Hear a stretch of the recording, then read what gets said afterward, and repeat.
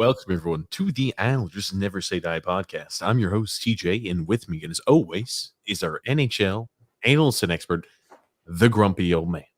They say there's no to very little shame in his game because he is always quite the same. No shame in the game, sunshine. No shame in the game. And that's me. Is that how it is, Grandpa? It's the way I roll, brother. Oh, goodness gracious, goodness gracious. The Islanders put on a clinic against the Rangers, Grump. Excellent game. Maybe the best game they played all year. Top for the whole game. Wow. Islander fans, did you hear that? Grumpy old man thinks this is the best game the Islanders have played all season long. And think about it, right? What does it say about the group?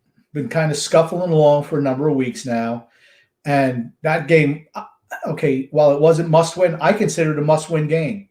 The Rangers have been extremely hot, and we just shut them down. It was a fantastic game, top to bottom, and you'll be surprised who I considered one of the better players, which we can talk about after the ad.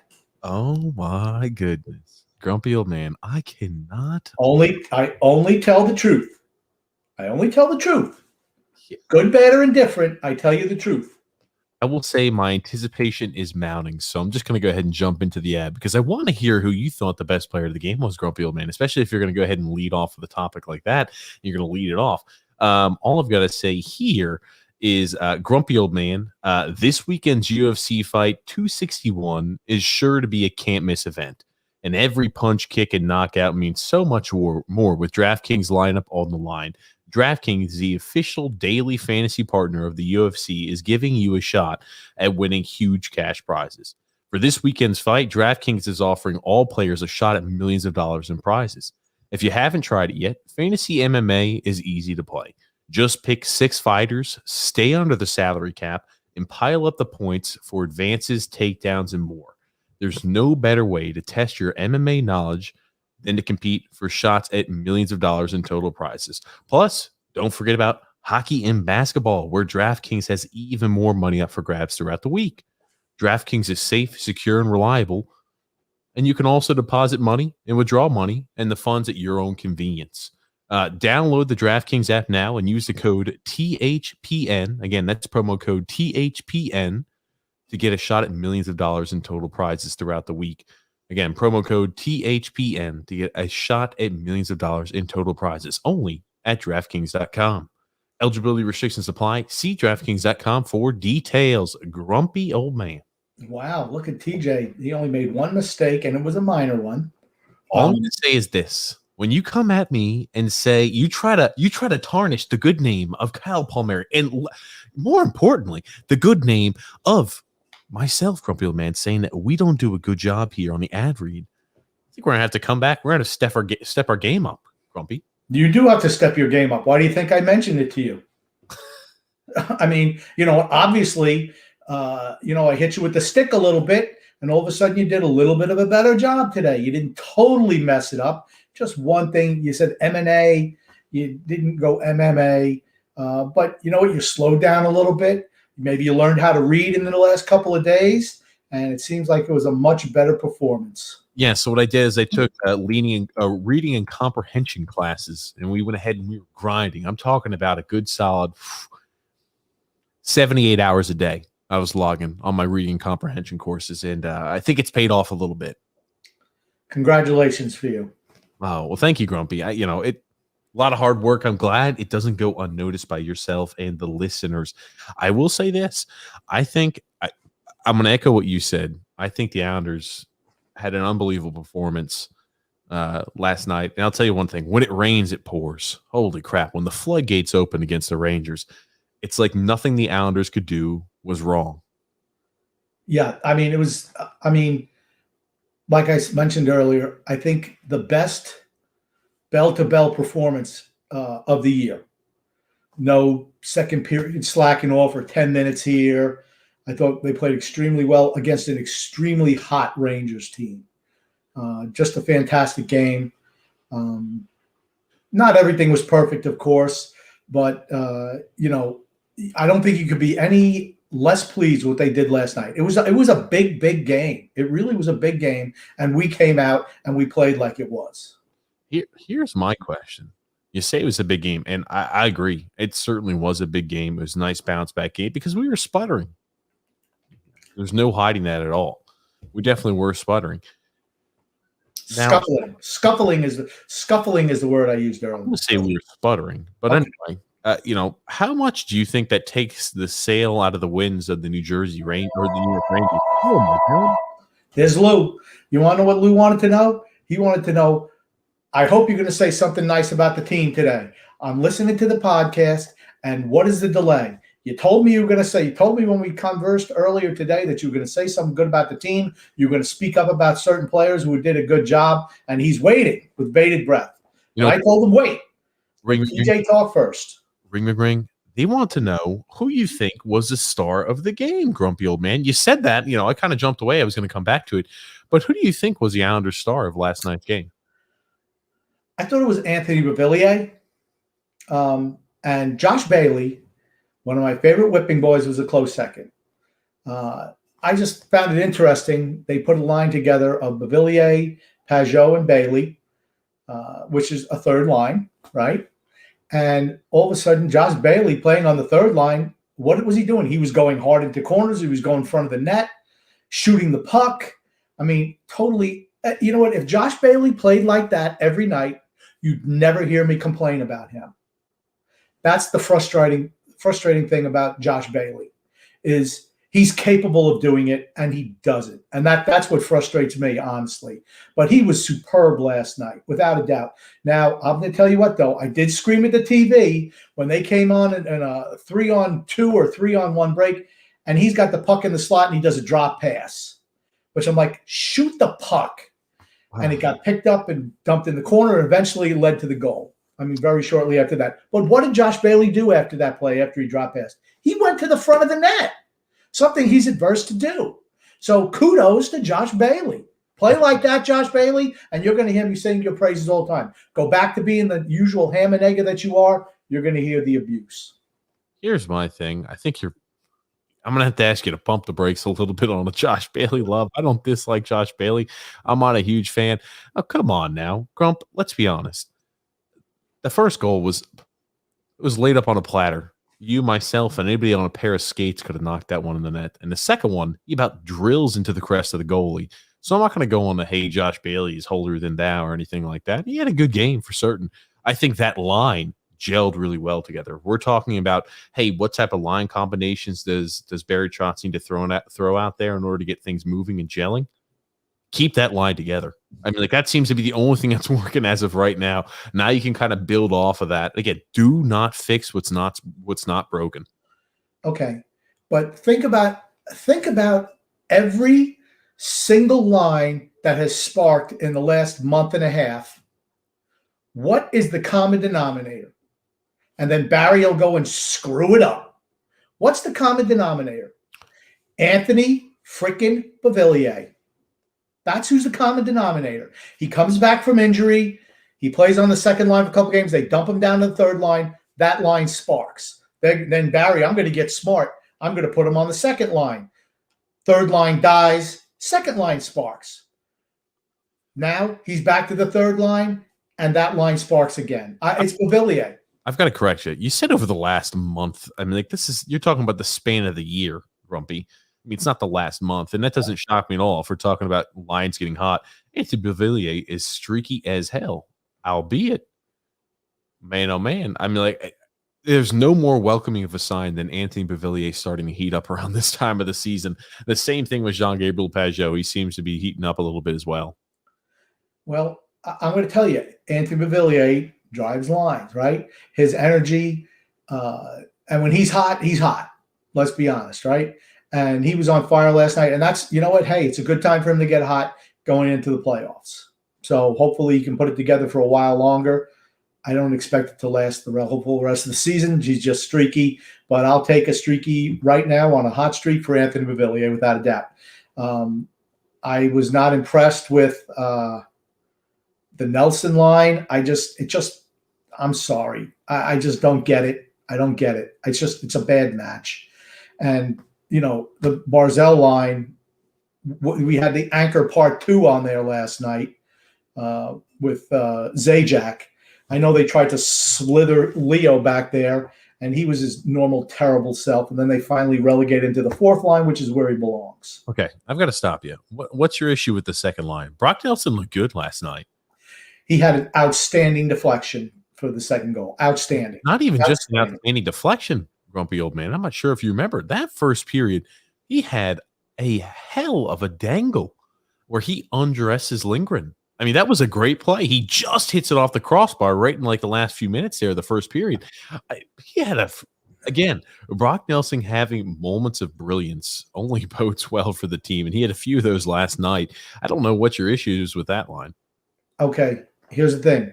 If he was really good, he would have scored on that. I knew what he was going to do. I knew what he's going to do. And here's the thing. I knew what move he was going to do. It's the only move he's got in this little book. The only move. Okay. Now that said, it worked yesterday.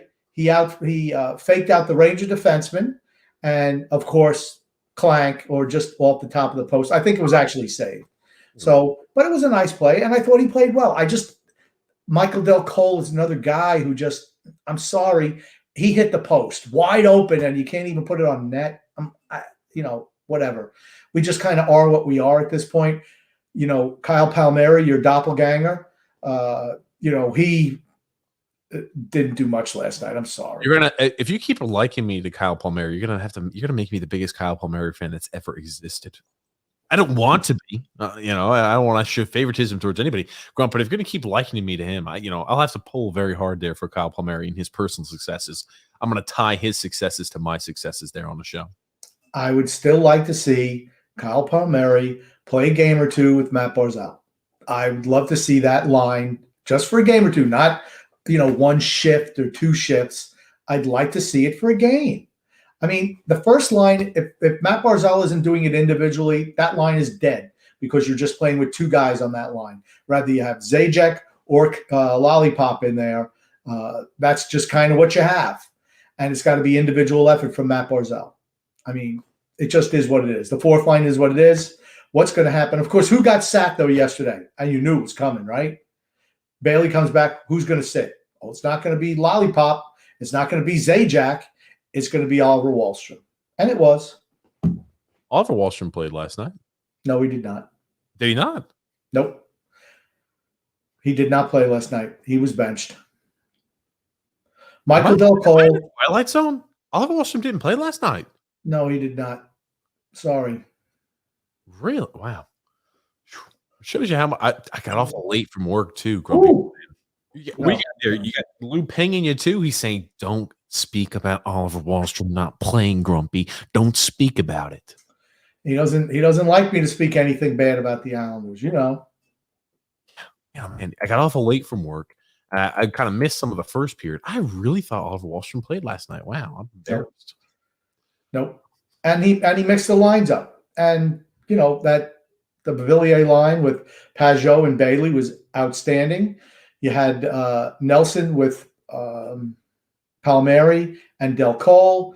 The first line was Zajac, Barzal, and Eberle. So it's just Barzal and Eberle.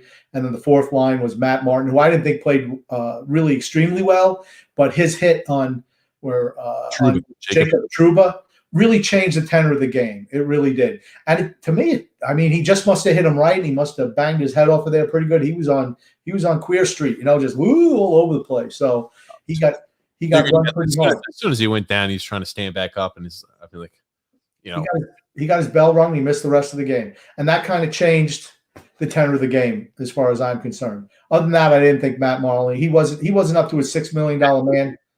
Matt Marley. You're speaking so quick, Grump. He wasn't up to everything off so quick, Grumpy. He wasn't up to his $6 million man normal performance. He was at the $1.98 beauty show performance last night. Another TV reference. Goodness gracious! Do you know what the $1.98 beauty show is? No idea. I have to assume it has something to do with, hey, you have $1.98. We want to see how beautiful you can make somebody look, or what type of makeover you can give to somebody. Is it something like that? I assume, Grump.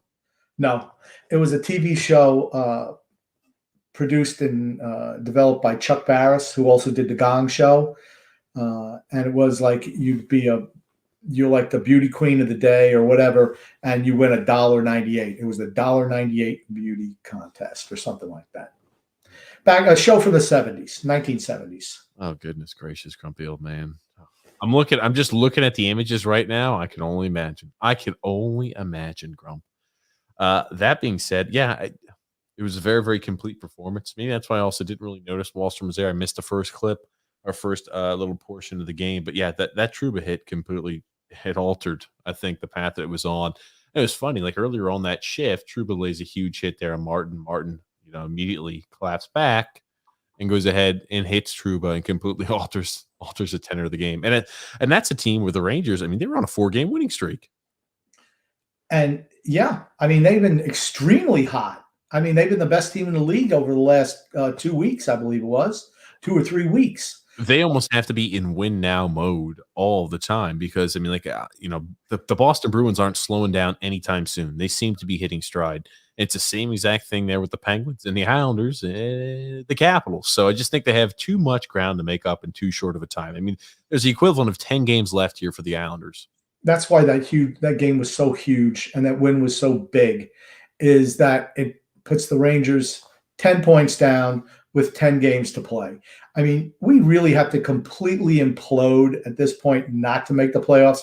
To me, the team to watch out in our division is Boston because they have Buffalo, I think, 5 more games the rest of the way. Those are, or 4 or 5 more games the rest of the way. And that's automatic 8-10 points.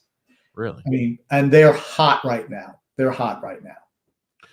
Well, here's my thing. I mean, all things aside, with 10 games left, how comfortable do you feel that the Islanders still have a chance there to win the division?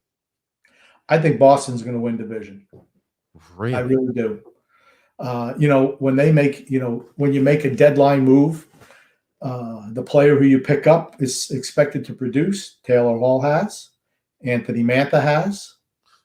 Kyle Palmieri. Teams. Now you jump at teams. But yeah, Taylor Hall.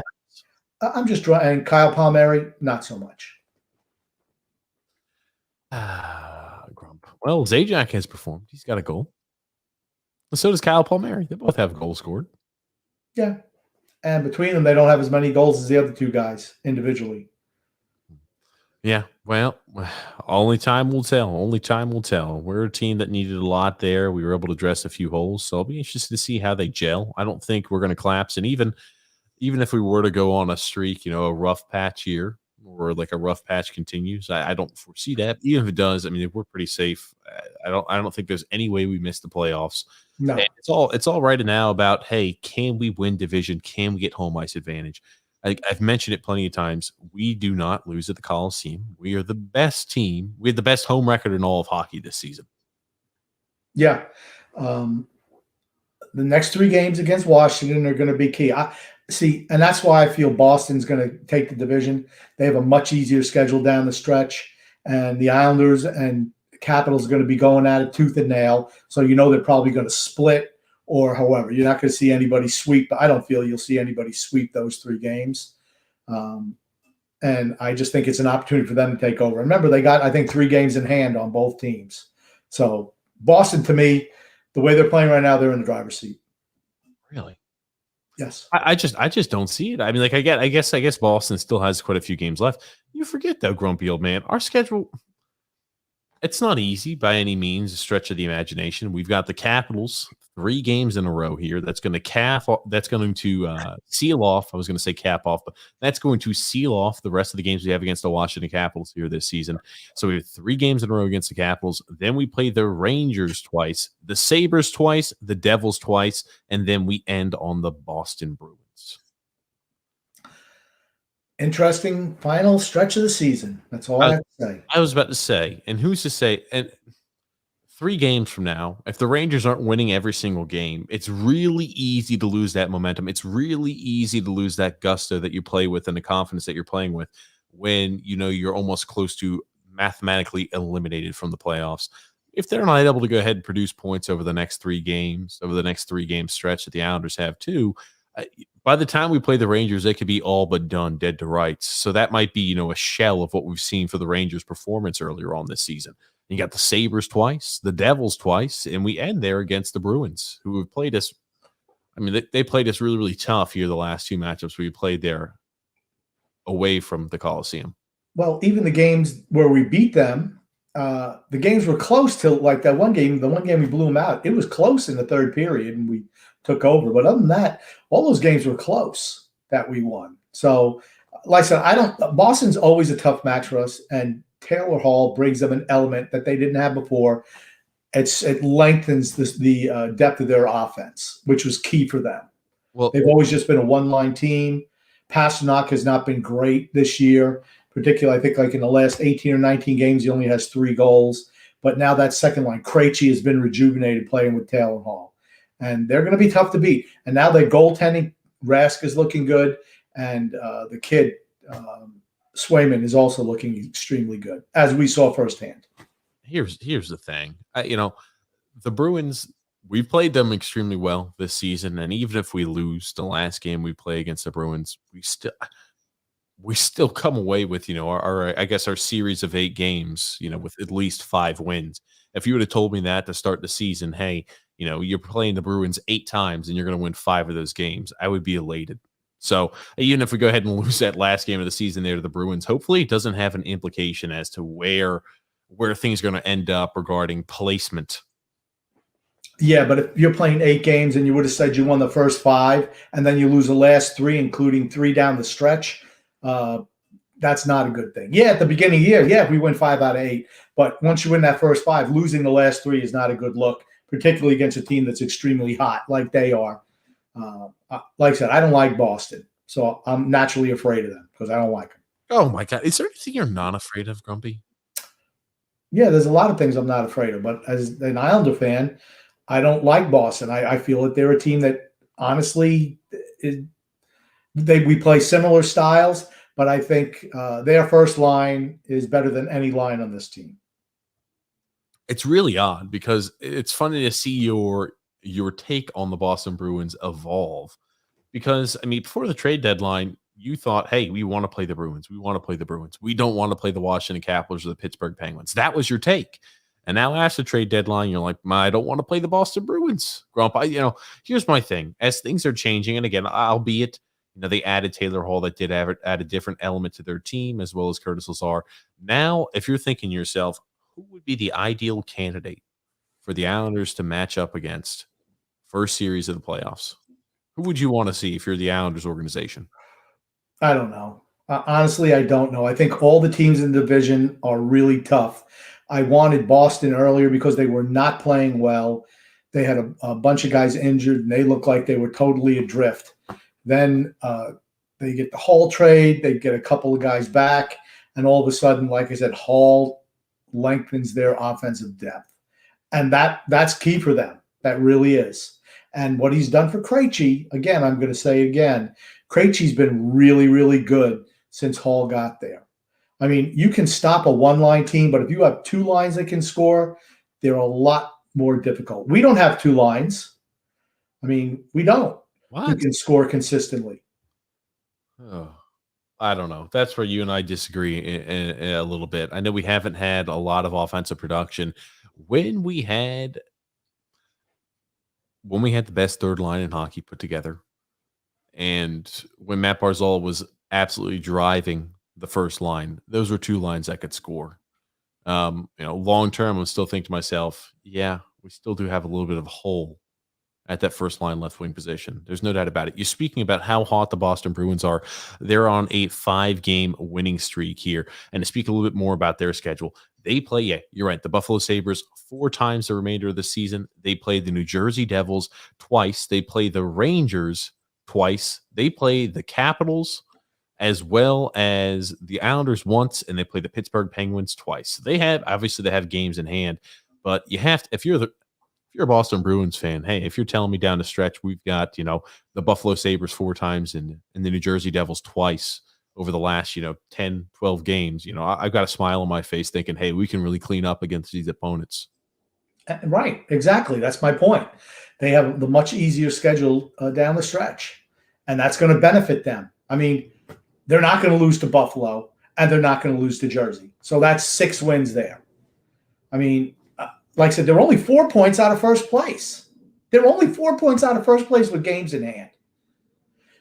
Washington and us are going to be banging our heads against each other for the next 3 games. So somebody's going to lose points there, either us or Washington or both. Well, that's the thing too, right? Obviously, the Washington series is going to have a lot riding as to who comes, out of that 3-game stretch there, being the leader in the division. But if we're going to battle it out, if we're going to duke it out, if there's no overtime games over that span, yeah, the Boston Bruins could definitely pick up momentum. I understand what you're saying. Good, because I'm never wrong on these things. Oh, stop. Oh, grumpy old man. Stop. I will say this much. I feel like we kind of glossed over the game because it was so great. Man, oh man.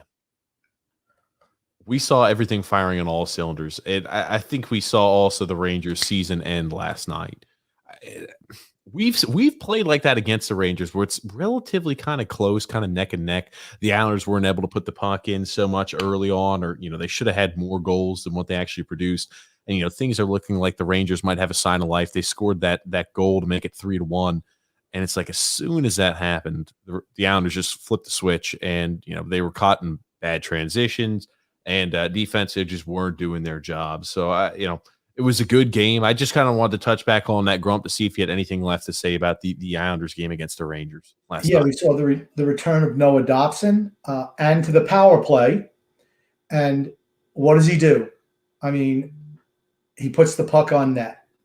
It's so key. And he was doing that yesterday, and it helped generate a lot of chances in front. And again, he's got Pulock out there, and he can't hit the net. I mean, I like Ryan Pulock, but if you can't hit the net, you can't play on the power play. And, he's a liability out there right now. And it was interesting before the game, Barry was talking about how he wanted more pace on the power play, quicker decisions. Well, I can't believe, they're slow they're mentally slow on the power play. I don't understand it. Did it take you all year to realize that? I've been saying it all year. Just look at the pass and back where there's no urgency. And yesterday we played a little bit better, and I like Noah Dobson back out there, and it was nice to see him back out. I thought he had a good game. I will say this much about it too. The power play as a whole wasn't necessarily great yesterday. I know we did get a power play goal. It was one of those fluky ones. Noah Dobson throws the puck there, careens off of a body, bounces to a wide open Anthony Beauvillier. So again, obviously we were able to take advantage of that. I think the power play looked overly special. We had quite a few chances on the power play earlier on in the game too. We at least were able to capitalize on it. But speaking to it, the power play has been woeful as of late. We need to get that headed in the right direction. And also remember, the Rangers are not a great defensive team. They're not. The one thing they can score. That's the one thing they can do. And we shut them down yesterday. I found an interesting comment from Butch mentioning how, College Quinn, thank you, D-Cut, College Quinn, likes to put the kid line together, where he's got Lafreniere with Kakko. Lafreniere. Okay, Alex. He likes to put him on the line with Kakko. And he's got like 8 or 9 goals this year. As in, he's 18 years old? You know what? What's wrong with that? They bring energy. What's wrong with that is they're freaking losing. I'll be honest with you. They've gotten great offensive ability. The defense, yikes. Shesterkin, good goalie as well. I'm going to tell you one thing. If you're thinking of, hey, we're the Rangers organization, if you don't change the results next season, Quinn has to be gone. This is a team that should make leaps and bounds forward just because of all the offensive talent they have. They've got the goalie apparently as well, just shoring up the defensive side of the puck. If you don't make the playoffs next season, Quinn's got to go. I know the team's young, but the team has so much offensive acumen. They should be producing. This year was maybe we don't know what's going to happen. Next year, they have to be in the playoff picture. Otherwise, Quinn's got to go. Well, see, that's why I'm going to differ with your opinion there. if I'm a Ranger fan, I'm a fan. I'm absolutely pleased with their development this year. They're way better than they were last year. Defensively, it's a work in progress. They absolutely need a more steadying defensive presence back there. They do. But offensively, they're ready to go. I mean, Zabinajad, Vucevic, I mean, they've been really, really good this year. And that kid line, watch out. And Panarin, of course, I mean, I think you'd be nothing but pleased. And they're way better than last year. They do need to improve the defense, but they're an up-and-coming team. And they are setting goal, without a doubt. You talk about how they're way better than last year. Mm-hmm. I'm sorry. I'm not going to give that to you. I mean, we look back at the Metropolitan Division last year. I've got it pulled up. Remember, people forget the Rangers really put a press on later on in the season last year. I think this has been, sure, I give them 1 year. If you're not producing with the Rangers and that roster next season, Quinn's got to go. Look at the Metropolitan last year, grumpy old man. Obviously, Capitals and the Flyers up there, Penguins. Then you see here Hurricanes, Blue Jackets, Islanders, Rangers, all separated by 2 points. Obviously, some teams had game in hand, but the Rangers at the end of the season are not going to be separated from a playoff position by the matter of 2 points. I don't believe that's the case. Unless the Rangers are winning every single game here down the stretch, that's not going to be the case. I look at that as a step backwards. And if you don't make it into the playoffs next season with that team and roster, Quinn's got to go. I'm sorry. You have so much talent on that team, so much young talent that should ideally be progressing. There's no way in hell you should stagnate or take steps backwards. That's unacceptable. Yeah, I don't feel they've taken a step backwards this year. That's why you and I are going to differ. I mean, I don't know. If you make the playoffs next season, you have taken steps. You're staying in place. Okay, they were 7th last year in division. This year, they're 5th. So that is an improvement, right? Here's the thing. With the offensive talent and the talent they have, it's not like, hey, we put a ragtag team together that was, I'm talking about a miserable 7th team. They weren't a miserable 7th team. Look at how close the division was top to bottom in the Metro last season. Just look at it. Yeah, I mean, but it's the same thing this year, right? And you're playing the same teams. It's not like you're going to fatten up against the Detroits and the Ottawas. I mean, our division is extremely tough, and I think they played extremely well. I don't know what you're expecting from them. You were expecting them. I guess we'll see where it is at the end of the season. As I've said again, if they don't make the playoffs this season, they don't make the playoffs next season, Quinn has to go. There's no excuses. I don't care who gets hurt, who gets injured. Quinn has to go. That's not a team. If you're going to say, hey, 3 years now, we've got a goalie who we expect to be, an elite or a franchise caliber goalie in Shesterkin. Oh, I don't even know I popped up the number to call in, Grumpy Old Man, but I must have. Let's go ahead and accept this call here, Grump. It's probably a Hey, you're live here with TJ and the Grumpy Old Man. How are you doing today? What's up, guys? D-Cut, what's going on? It's D-Cut. My boy D-Cut. Graham, thanks for the credit on college, Quinn. Appreciate it, buddy. No problem. That's what I'm here for. Everybody gets credit. All right. Quick thing. A little trade. I'm bringing this up only because I called you last Wednesday. I gave the trade a C, and I told you the reason why. I said Palmieri's a righty, should be playing right wing, look lost on the left wing. And Zajac is basically a third or fourth line center. So this is where your GM could handcuff your coach a little bit when it comes to lineups. Barry finally realized yesterday Palmieri can't play left wing. He moved him over to right wing on Nelson's line, and it basically forced Wahlstrom to sit. And that really hurt. To me, that's going to hurt the team in the long run. I think we needed a left wing. We needed 2 left wings once Lee got hurt. We need one to replace Doug Cole, one to replace Lee. And he goes out and gets a right wing and a third or fourth line center that now Barry has to start juggling people around. And you got guys like Gross and Staple, all these sheets telling Lou how great of a trade it was. They don't even look at the specifics. They don't look at the fit. You got to look at the fit when you make a trade. You can't just say, oh, we acquired X, Y, and Z. How do those guys fit? Last year, Pajot, perfect fit. Third line center, right-hander who could take draws on that side, especially in the D zone. This year, those 2 guys didn't fit. You see, Barry's having trouble finding places for both of them. What do you think, Rum? You're exactly right. You hit the nail on the head. And the whole thing is, all right, and we knew that was going to be a problem, right? Think about it. Everyone's talking about, well, you got 9 righties in the top 12. Well, someone's got to play the other side.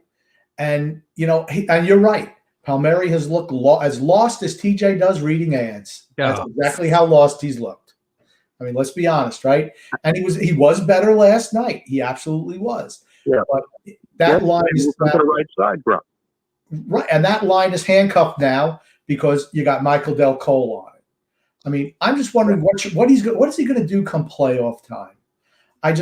You cannot go with the first line the way it is. I mean, is Eberle not capable of playing on the left-hand side? I don't know.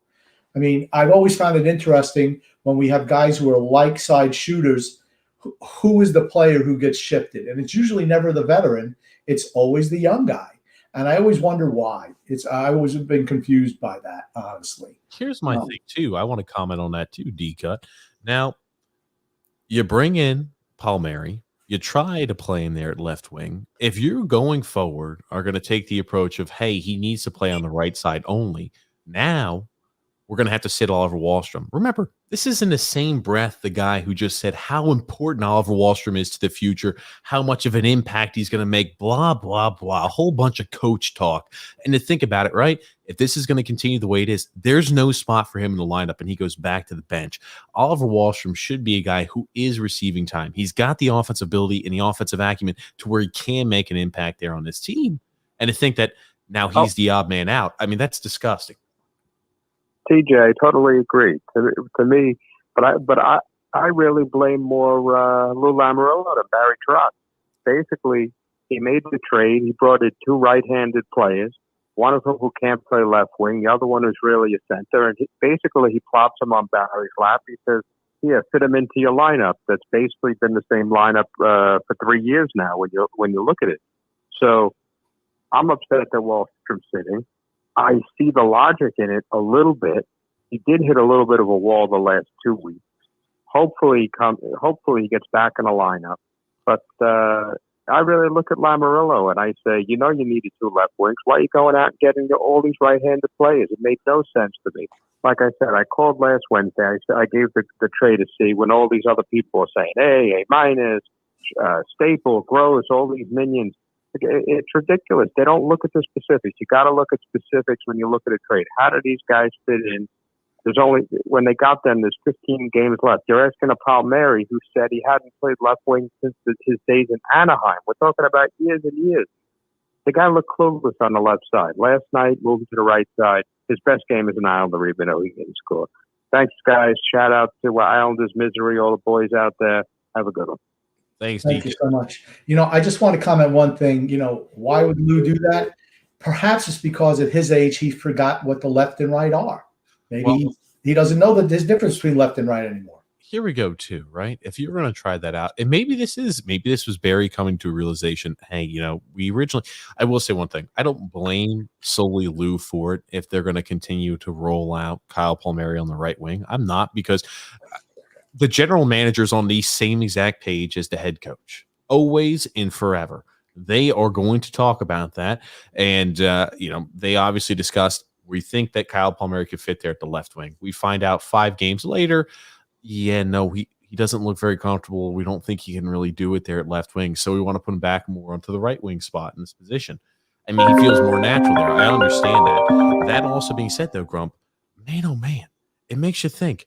Now, if we're going to be sitting Oliver Wahlstrom on a consistent basis, yikes. To send a voicemail, press 2. Hey, you're live here with TJ and the Grumpy Old Man. Who do we have calling in? It's Phil. Hey, Phil, how are you? Good. I'm going to need to disagree just a little bit with the previous caller in terms of fit with righties, lefties, and as to why Wallstrom. So real quick, if I may. They don't have 3 lefties and 9 righties or whatever Grump said. Last night, to be exact, they were playing an even split of 6 lefties and 6 righties. Usually, it's Clutterbuck on that right-hand side on the 4th line, in which case you have 5 lefties and 7 righties. But I think we're all forgetting that last year, this was a team that started the season up until the trade deadline with 9 lefties and 3 righties. So I don't read as much into handedness as most people are right now. With that being said, there's no question that Palmieri has been infinitely better in the 2 games that he's been moved on to Nelson's right. They were probably the only line creating scoring chances against Philadelphia in that third period the other night. And then last night, I mean, I know Grum said that he didn't love the way that line looked, but I thought they looked fantastic. Dal Cole defensively was an absolute rock. You might remember he had a key takeaway on Vucinovic that broke up a scoring chance. The goal that Nelson scored on the tip, that was a takeaway by Dal Cole, keeping it in the zone, getting it to Palmieri, to Leddy, and then ultimately the tip to Nelson. So I thought that line actually worked. And I don't think that Palmieri is in Wahlstrom's spot. I think Dal Cole is in Wahlstrom's spot. And Barry liked what he saw against Philly, and he wanted to try it again. I think it's a similar situation to what we saw with him giving Dobson a breather. And he mentioned this in his presser, that when you have 20-year-old kids who have never played in this kind of condensed schedule and have never played in the grind like this, you know, they hit a wall at times, and sometimes they do need a breather. Seemingly it worked for Dobson sitting out, because I thought he had his best game since he came off COVID list last night. And Wahlstrom, after going pointless in 9 straight, coming in and out of the lineup after being banged up or whatever it was, he just hasn't looked good at all. Both statistically and analytically, he had been their worst forward in that 3-game stretch since they brought him back to the lineup. So you insert Dal Cole, who no one's going to tell you he's a scorer, but to say that he wasn't contributing at all last night, I just don't think that's true.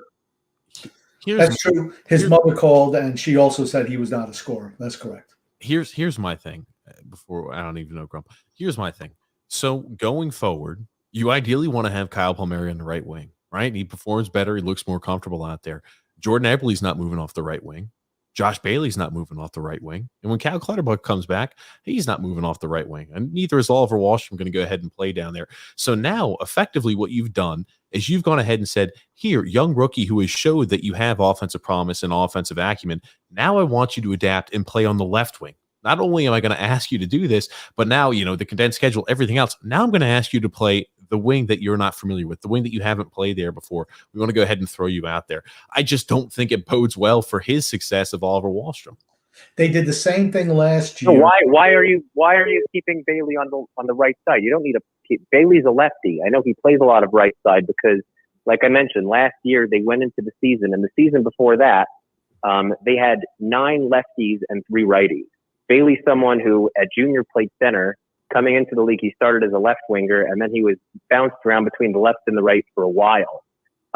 He actually was, I don't know if you remember, but Bailey Oposo Nelson was a line for a while, and he was left wing on that line. So Bailey is very versatile in terms of his handedness, and he's someone who recently has been playing right wing in the past couple of years simply because they've been overloaded with lefties. But now that it's balanced out, you could, technically speaking, if you're keeping that Zajac, Barzal, Eberle line as your top line, which it really shouldn't be. Really, in my opinion, I think Zajac should be the odd man out. But if you are intent on keeping that line there for whatever reason Barry has, you could probably put Bailey on a line with Nelson and Palmieri, where you have lefty in a left spot, a righty in a right spot, and Nelson at center, and simply put Wahlstrom back with Pajot and Beauvillier. But the goal last night essentially was to win the game. Whatever Barry saw in Oliver over the last couple of games must have indicated to him the same thing that he saw with Dobson, which is this guy is not winning for me right now. And he decided to roll with Dal Cole. I think it was a situational decision. I don't know if it's going to have long-term effects, but they do have enough lefties and righties to match it in the way that you're suggesting, though. Well, I'm going to say one thing, Phil. I understand your points, particularly, okay, Dobson didn't look good. Well, and Wahlstrom wasn't look good. There's a lot of other players, veterans on this team, who have not looked good, and they're not even at risk for sitting down. And that's the problem I have with how Barry does that. If he has a chance to sit somebody, it's going to be the young guy every single time. Well, he's just proven that. I want to bring something up, Grump, that you failed to mention too, right? In the past, anytime there's somebody who has to subjugate their position or subjugate where they're going to play in the lineup for somebody else, it's usually the young guy. And again, like, we've had very, very limited data on this, but look at it last year, right? Noah Dobson enters the role they make Noah Dobson play on the other side, a side that he does not play on, he's not comfortable on. So they stick Johnny Boychuk, who's the veteran, supposed to have more experience, who can maybe go ahead and slide to the other defenseman position there. But they make Johnny Boychuk stay in the same position and slide Noah Dobson over. Again, I think Noah Dobson has, at that point in time, he was more skilled. He had, better skating abilities. So, he maybe could cover up any types of mistakes. But I just don't think they're going to go ahead and move over Josh Bailey there to left wing. I really don't. You would think the veteran would be able to transition to a different spot easier than a young guy who's still learning to play the game. And that's the issue that I've always had with that. It's always a young guy who has to change positions as opposed to an older guy. I mean, it's always been like that. And it's just, for me, it's just frustrating sometimes. You want to have your players, put them in the best chance to succeed. I mean, if you're looking at Oliver Wahlstrom, he shouldn't have to worry about defensive responsibilities on his alt wing as opposed to some veteran, because he's held to a different standard than the veterans are. They just are. Yeah, I mean, listen, that last comment on Bailey, I don't think that's necessarily true. They've used the line of Bailey with Barzal and Everly before. So, again, I think it was purely situational in terms of, similar to the way they had Colburn in for Dal Cole. They did that with Colburn in for Dobson. They had Dal Cole in for Wahlstrom. Well, the one thing that's good is after watching Colburn for one game, I don't think we're going to see him again. Not unless somebody gets injured. I think, and shoot me for saying this, I think Hickey is a better option at this stage than Colburn. But thank you so much for the call. I appreciate it. Thank you, Phil. Yeah, absolutely. There, Grumpy Old Man. Oh, we got another call here. Coming back to back here, Grumpy Old Man. From Brian P. Hey, what's up, Brian P? You're live here with TJ and the Grumpy Old Man. What up, fellas? How are we? What's up, BP? Yeah, it was a good game for the Islanders last night. Definitely one of their top 2 or 3 best of the year, I think. But they did score 11 goals in the previous 8 games, so eventually they had to bust that a little. Yeah, I'm gonna piggyback off my man D Cuts over there. He, I think you just said something, TJ, about Bailey only can play the right wing. He can play the left side too. I would move him left, so this way Wahlstrom plays. What do you think? Here's my thing. I'm not opposed to moving Josh Bailey to the left wing. I would welcome it.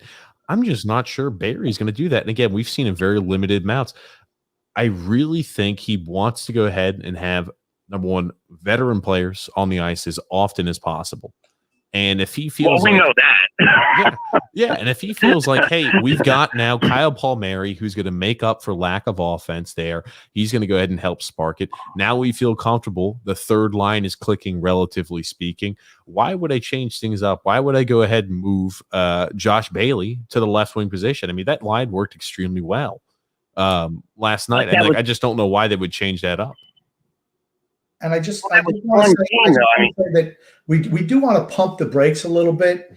It was one game against a defensively deficient Ranger team. I mean, that's why I'm not pumped as much as I mean, I'm ecstatic we won. Don't get me wrong. We needed to win that game.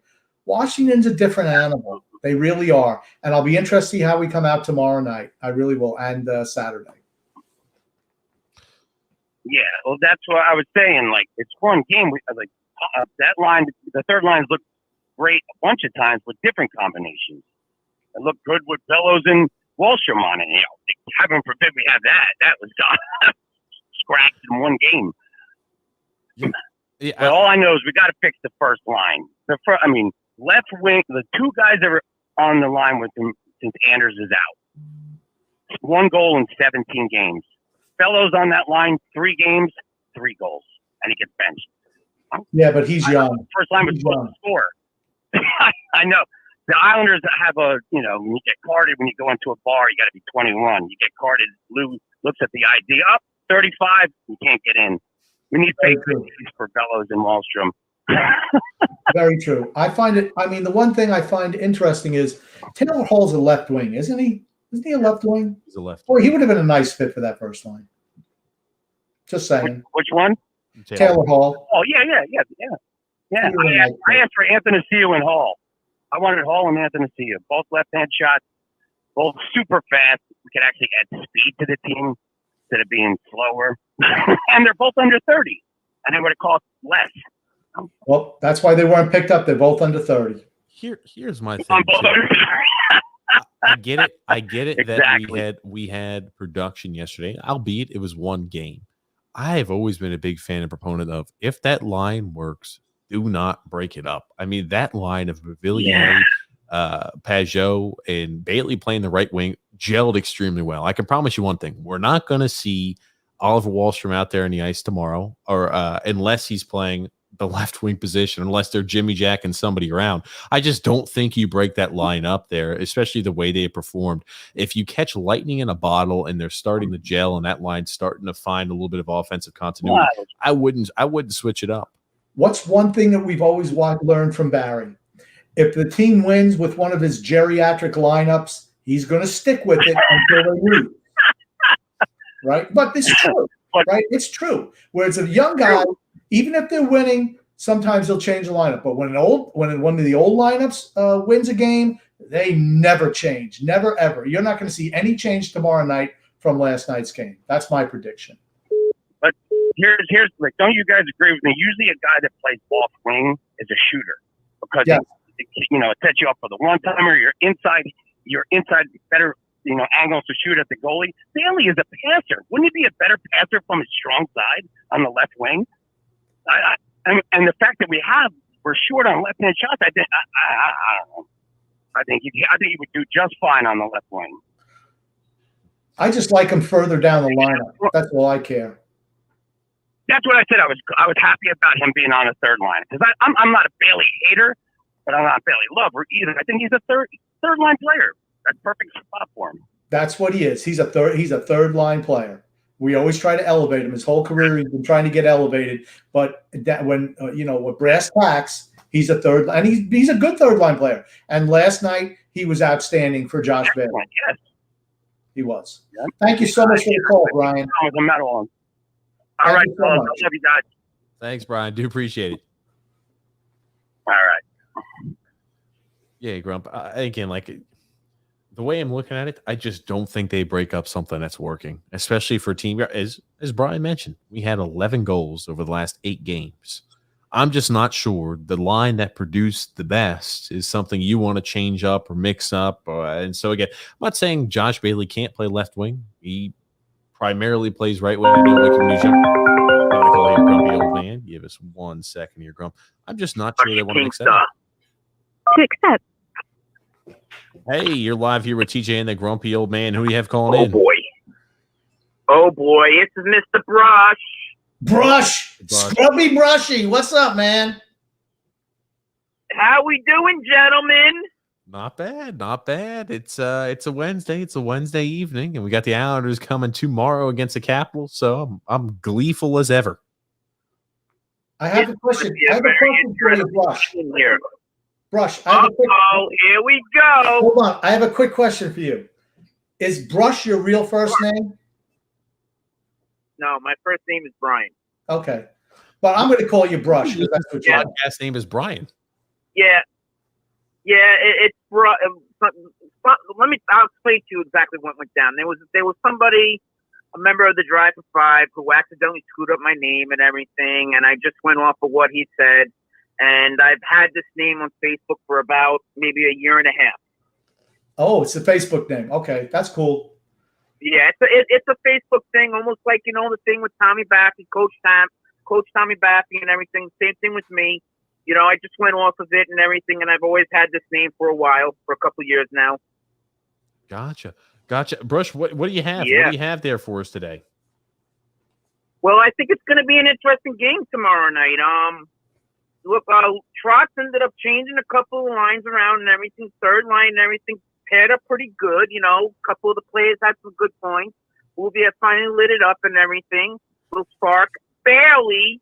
We're talking about Bailey here. You know, after he was a little injury, came back, gave a little spark in the third line. You know, I know there's a lot of haters out there with Bailey, but you know what? Maybe he can continue this. You know, in the next couple games. I know we got 10 big games coming up and everything. Not worried about other teams. We need to worry about the Islanders. Like I always say, Islanders come first. They win their games. They take care of their business. Then we'll be good.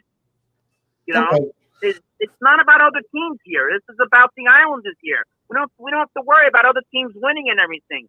But Boston has had their problems with Buffalo before. You know, in a couple games. Yeah, Buffalo did lose the other night. I get it. But you know what? Anything can happen and everything. It's all about maybe someone gets an injury on another team and everything. That's advantage for us. You never know what's going to happen in these next 10 games. Okay. I just want to address a couple of your points there, Brush. I'm glad you were monologuing for us. But let me just say one thing. You say Josh Bailey played excellent last night. Historically, does he string a number of really good games together? No. I'll answer the questions for you. Let's get something straight here. Let's get something straight here with Bailey, okay? He might not be a goal scorer, but he's a point producer, okay? It's not all about scoring in this league. If you produce on a line and everything, and he gathers points, I'm okay with that. It's always not about scoring here. It's the same thing with Barzal. We always know that Barzal is not always a goal scorer. He's producing, yeah. He does have hiccups, penalties, stupid plays sometimes and everything. But you know what? No one's perfect. You know, the Islanders record shows it itself and everything. Just as long as it's, you know, the team gels together, that's all that matters to me. You know, I'm not like everybody else where I call out one single player. Look at the Islanders record. Look at where their standings are. It speaks for itself. Trust is a big thing right there too. You got to get credit due and everything like that. You can't. Okay. Stop. Please stop. Okay. Here's the thing.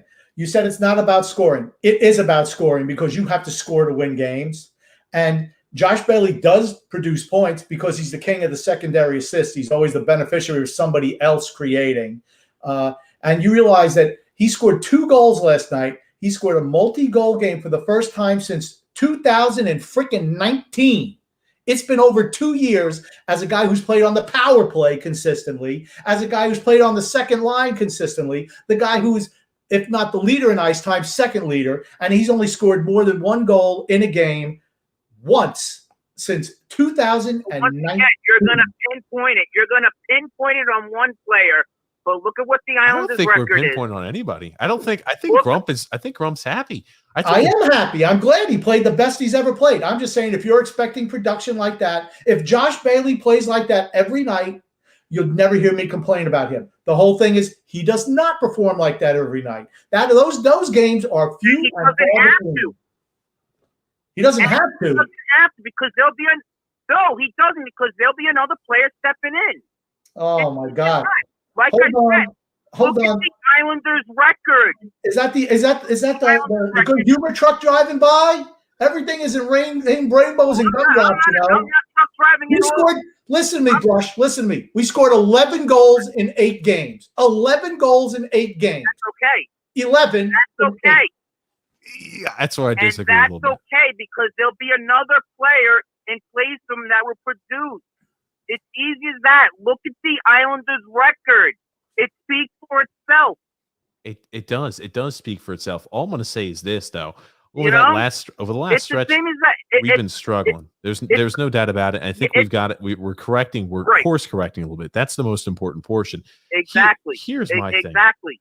It's about finding a. I still think Barry is somewhat hamstrung because I think it would be criminal after the performance we saw last night to go ahead and separate that third line. I really would. As much as I think like, hey, you know, Bailey can't play the left wing. I want to see Oliver Wahlstrom line up. It would be criminal to change up that line that produced so well. I'm like, hey, you ride the hot hand. So I'll be anxious to see long-term what happens here. We can all agree, though, continuing to roll out. I agree. Leo Komarov, Travis agree. Zajac, or Michael Del Cole on the left wings there. I mean, like that. It's not going to be sustainable for long-term success. Thank you so much for the call, Brock.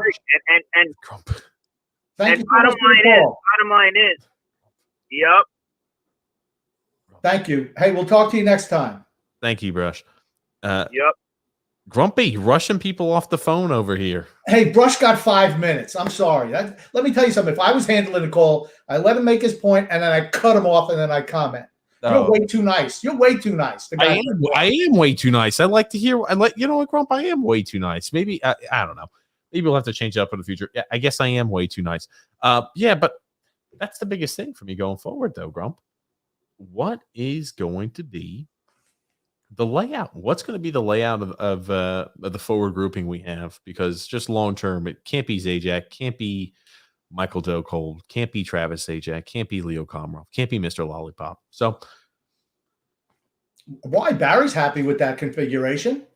He's happy with it. He loves it. They play defense.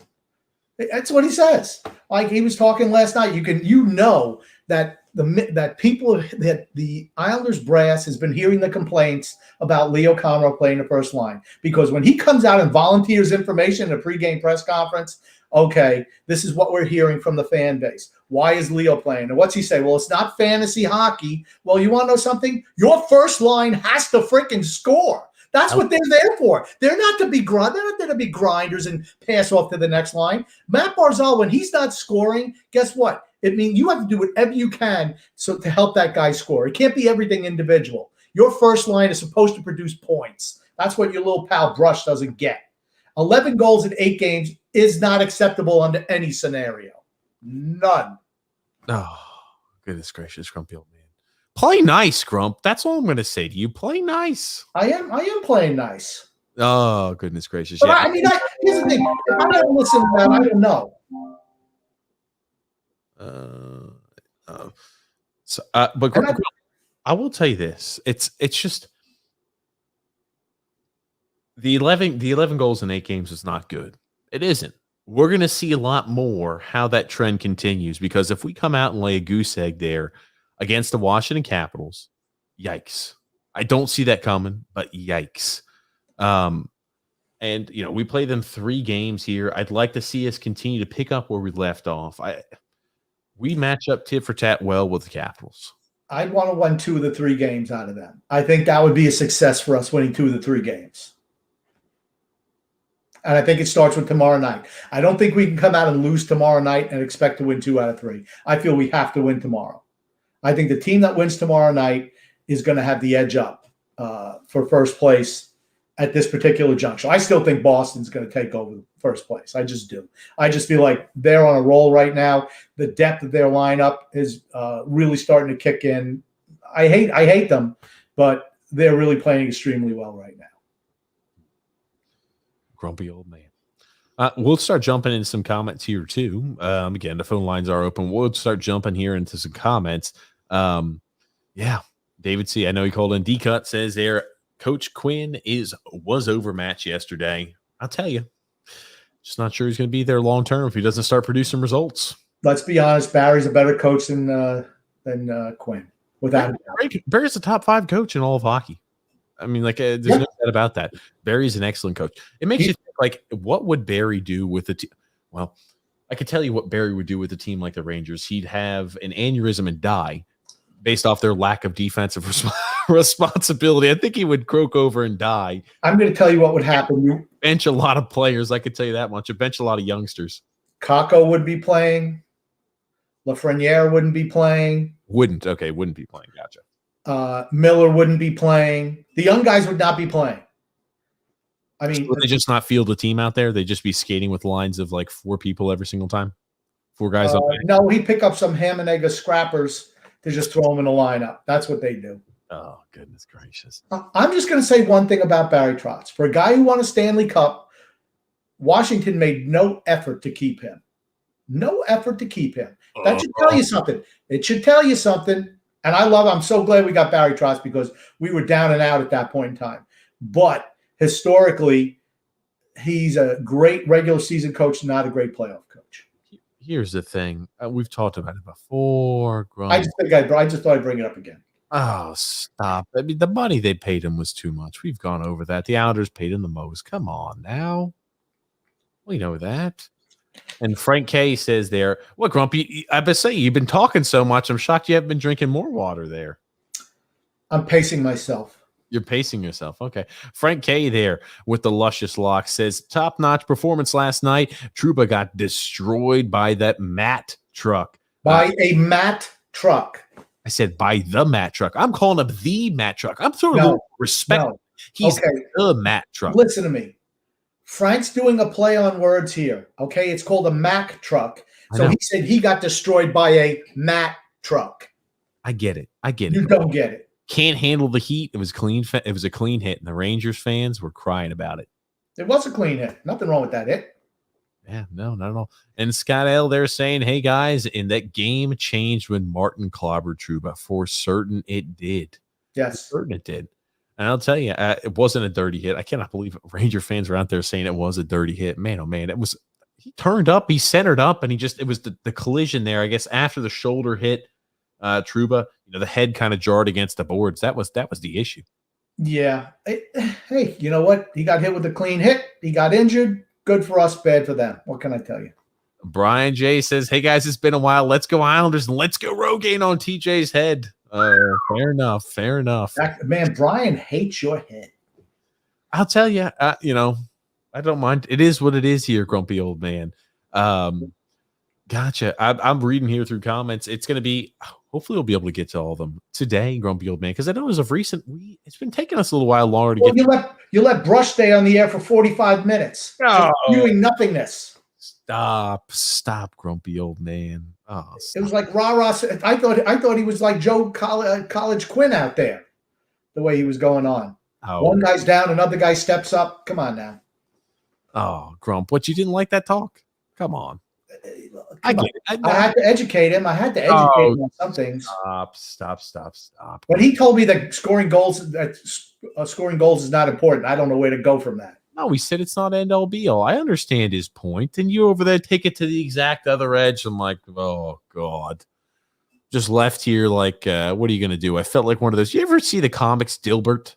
Yes. Dilbert comments. It's like you're over there, he's over there, and I'm just a guy in the middle. Like, shit, I'm just in the shitstorm. That's what it felt like. Like I said, you let him make his point and cut him off. Okay, fair enough. I guess we're going to a strict ask a question, cut off type of comment, Grump, because obviously you've been not true. Because if somebody's saying good things about me, you can let them talk all night. Oh, Jesus Christ. Moving right along there. Brian J says, I thought Kyle Palmieri would have had a bigger impact. Looking like Hall should have been the guy, in my opinion. Well, what I'll say about that is Hall really wanted to go to Boston, so we don't know if it would have worked out here, but he certainly was a better fit for what the Islanders needed. He forced his way to Boston. But I mean, supposedly we offered a second-round pick and Kiefer Bellows for him, and it wasn't enough to get him. So let's give up a first round and a fourth for a guy who doesn't fit. That was real smart. Thank you. Yeah. Thanks, Lou. Oh, goodness gracious. Angelina says, star equals Uncle Leo. The lollipop is a star, grumpy old man. Sorry, Angela. I got to disagree wholeheartedly on that one. Not Nick Horvat. Oh, my God. Look at what he's wearing. Yikes. That is disgusting. Says, love the shirt, Grumpy. Yeah, it's an old Clash London Calling shirt, which was kind of like this album cover. It was an album cover for London Calling. Great double album by the Clash. It was kind of like a playoff on Elvis's 1956 album, his first album that they put out. Kind of the same look to it. Well, grumpy old man, moving right along there. Will S says, what's your take? I don't even know how to pronounce that. Cole Quitlam's finest, Matt Barzal's game. Gotcha.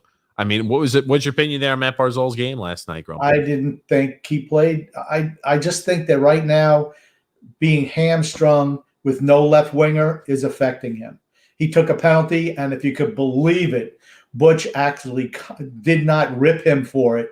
And that was all because Eberle made a weak pass to him, which caused the turnover at the blue line. And but honestly, he was tripped. He was dragged down. He was held to turn that puck over. No call there, but they certainly called on him. And it was a penalty on him, but it stopped the breakaway. So, but other than that, I thought he was nondescript last night. Grumpy old man. Coach Tommy Baffy says, hello, gents. Great win last night. That is for sure. I'll tell you, you want to see the Islanders build off of that. You really do, because, I mean, we looked dominant. We had a full 60-minute performance, relatively speaking, and you want to be able to carry that momentum against the Capitals. I mean, man, oh, man. Tell me it wouldn't be good to see. I mean, like, if we come away with two wins out of 3 games against the Capitals, assuming they're in regulation, I think that puts us in the driver's seat for the rest of the season. Yeah. Last night was big. Like I said, I felt last night was must win. Got to win 2 out of 3 against Washington. I mean, Pittsburgh and Boston both have easier schedules than we do down the stretch. You got to stay up on them. Got to stay up on them.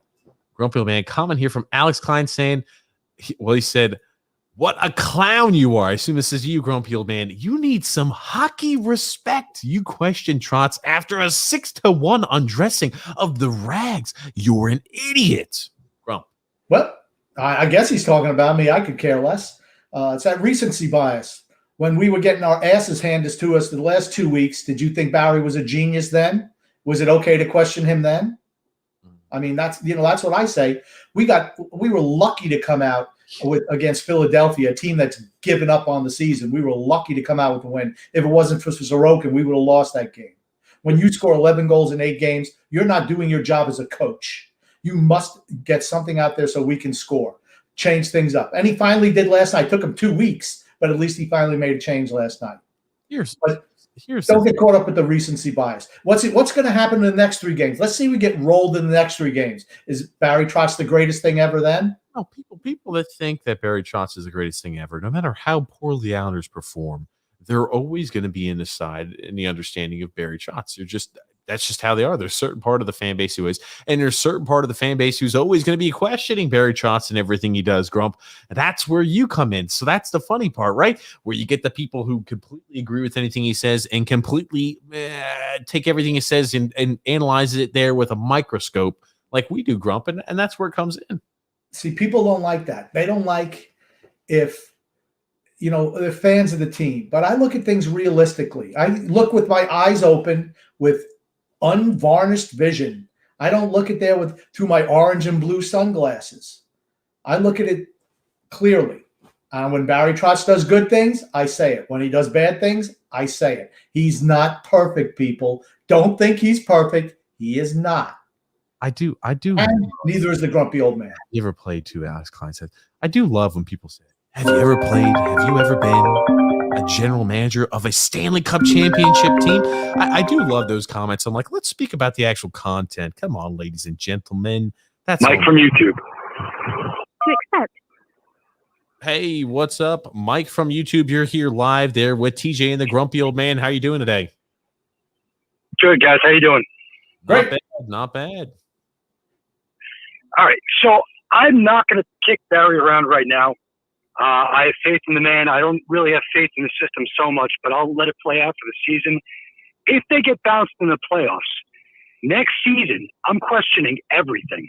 And we have less assets to develop the team for the future. I want to know where you guys stand on the future after this season. I got to hang up. I'll see you on the other side. Thank you so much, Mike. That is the way you do a call. Fantastic job, Mike. Everyone pay attention to Mike. Here we go. Are you going to go ahead and give Mike a gold star and a few claps there?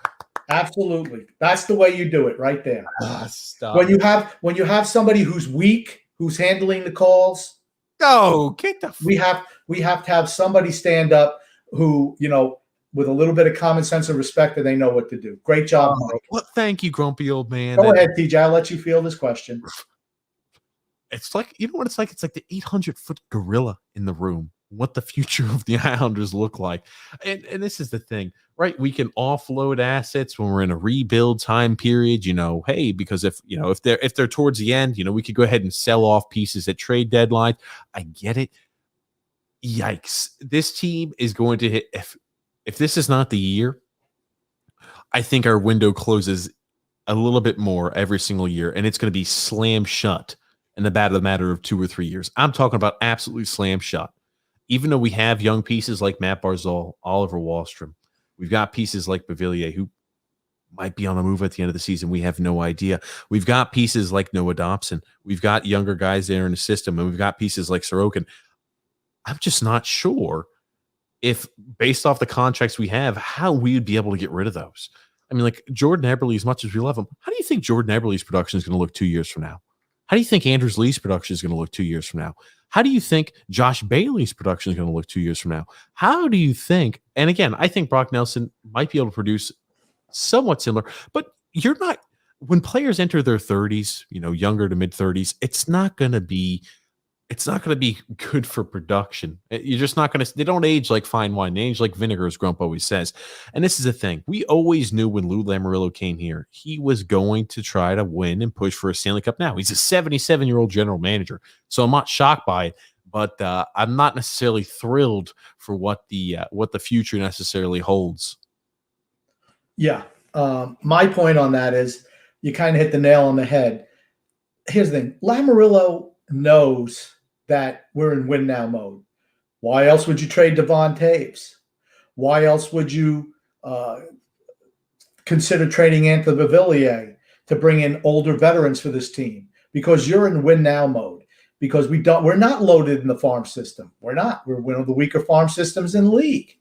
And TJ is 100% correct.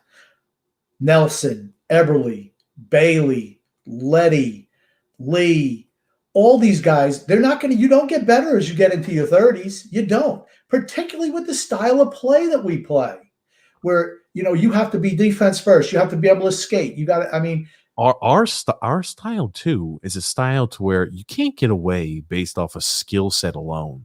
And our makeup isn't a team that could do that either. We're a team that has to get away with the unbelievable effort and commitment to the team and the system that Barry Trotz has in place.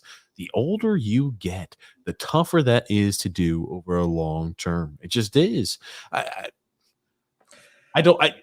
really hate to think about what the team's going to look like in 2 years because there's a lot of moving parts. Sure, we might be able to offload somebody. I'm just thinking to myself, we do not have the pieces in Bridgeport or thereafter to replenish if our team starts to age at a rapid pace.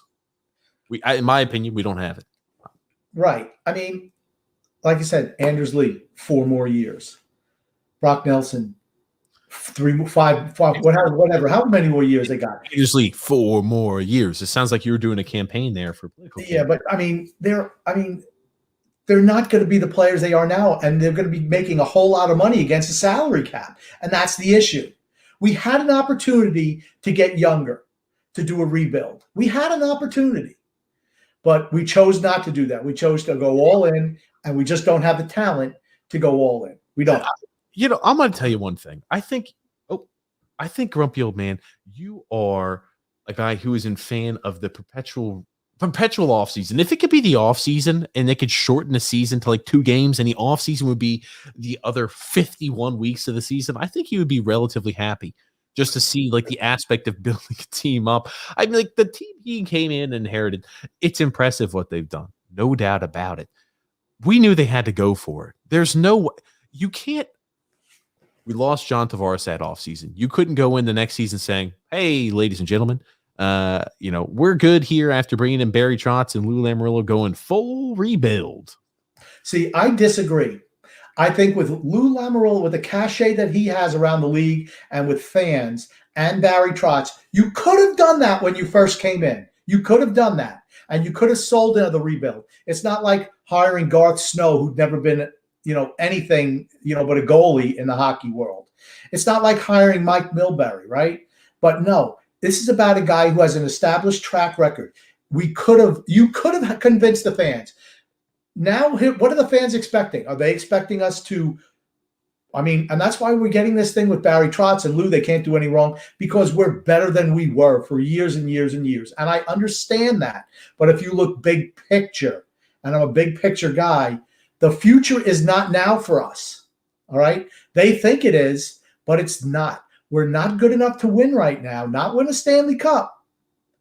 So the sooner you start a rebuild, the better. Getting rid of guys like Devon Taves or trading off young assets to continue to keep older players is a mistake, in my opinion. Grumpy Old Man. I disagree there. I think we were ready there for a push, and it showed. I think we're on the cusp. You're a fan of the perpetual rebuild. I'm not. That's not true. That's not true. That's not true. But I feel if the pieces aren't good enough, and the pieces aren't good enough, you need to do what you need to do to get better. You don't double down on something that's not good enough. And that's what I feel that we're doing. We're doubling down on a team that isn't good enough to win. Okay, think about it. Last year, when did we fall off? After 50 some odd games, right? This year, we had our lull. Who knows how we're going to play? Can you imagine this team as an older team going 82 games and then the playoffs? I just don't see it. It's going to be tough. That's for certain. Again, so long term, not necessarily enthralled about the prospects. Comment here, though, from Paul D. I actually agree with the grumpy old man that Boston has a good shot at first place, games in hand as well. Yeah, I think Boston's a team to watch out for right now. Is that the team I picked to win division at the beginning of the year? I think we both picked Boston to win division at the beginning of the year. I'll tell you this much. Actually, I picked the Capitals. You picked Boston to win division at the beginning of the year. Okay. So again, it's not crazy out of the question that both of those two teams are extremely close there to happen. I think the only real mistake I made was thinking that Philadelphia had a chance to beat out Pittsburgh, and that certainly didn't come to fruition. Yeah, no, Philly definitely they failed miserably this season. JMLD says it doesn't happen overnight. The team has to gel with new players. Grump, that's I assume going to you. How long do we have to wait for these guys to gel? Anthony Mantha's had no problem. Taylor Hall's had no problem. Why is it that that Kyle Palmieri's having such an issue? I mean, is it purely the fact that he's playing on his off wing? I mean, he's a veteran. I mean, but I tell you, it did look like that. It looked like he was lost out there, and I'm like, wow, interesting. I was actually surprised to see him look so lost, honestly. And he has looked better since he's been on the right-hand side, without a doubt. And Scott L says, Grumpy's purple juice makes an appearance there. Oh, goodness. Grumpy old man, I'll tell you. Wow. Yeah, that's what Brian J was saying there. It's been 7 games already since they've been traded. How many exactly do you need? Again, like I understand. I look at it like this. After a 3-game stretch against the Capitals, if you're not gelling, if you don't have the cohesion that you're supposed to have there on a team and a unit after 10 games, it usually doesn't bode well. Not for long-term success, at least. Right. Here's the thing. From what I've seen of him so far this year, I don't want to even consider re-signing him. Let him go. Gotcha. Here it is. Yves Leggin. I got the name right. I practiced over and over again. Said Del Cole looked good last night. It's Eve, not Eves. Eve. Oh, it was close enough. Eve.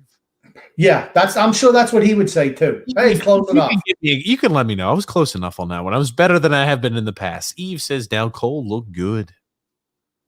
You've seen a lot of those comments, Grumpy. Yeah, okay. What is good? Skating up and down the wing and forechecking a little bit. I mean, he's just a ham and egger. He's just a guy. They're saying he looked good last night. I'm not talking about his skill set looking good. They just said he looked good last night. Let's see how he looks against Washington, because the Rangers, you can do that to the Rangers. You can't do. We haven't been able to do that to Washington. That's all I'm saying. All year, we have not been able to do that to Washington. The Rangers, yes, they're weak defensively, and you can do that with them. Let's see what happens when he goes up against Chara. He's going to be picking splinters out of his teeth is what's going to happen. Oh, come on now. Maybe we should dress Thomas Hickey tomorrow to go up against Chara. Hey, Thomas Hickey did knock Chara straight down to the ass. Don't ever forget that, grumpy old man. Don't ever forget it. Matthew S. says, we put the rag dolls in their place. They need to remember we're their daddies. I don't know. I don't hate the Rangers. I've never really hated the Rangers. Of course, I want to beat them, but I know some Ranger Islander fans have really intense hatred for the Rangers and vice versa. Me, the only team I really hate is the Flyers. Tommy B says, Trouba still on Queer Street. Yep. I don't know what that refers to. What's Queer Street? Queer Street's like you're wobbling all over the place, knocked out, like your head's messed up. Oh, fair enough, you grumpy old man. I learned something new every. It's an old term. Oh, goodness gracious. Scott from Jersey side says there only the Devils can score 6 goals in the third period and lose. First time in NHL history that's happened for a losing team. Wow. Oh, wow. Yeah. I think 7-6. I think Pittsburgh. I'm like, okay, that game's over. And then I found out it was 7-6. I'm like, you got to be kidding me. What happens? The Devils. I'm like, man, oh, man. Oh, yikes. That's all I've got to say. If you're a Devils fan, you have to be almost hopeless.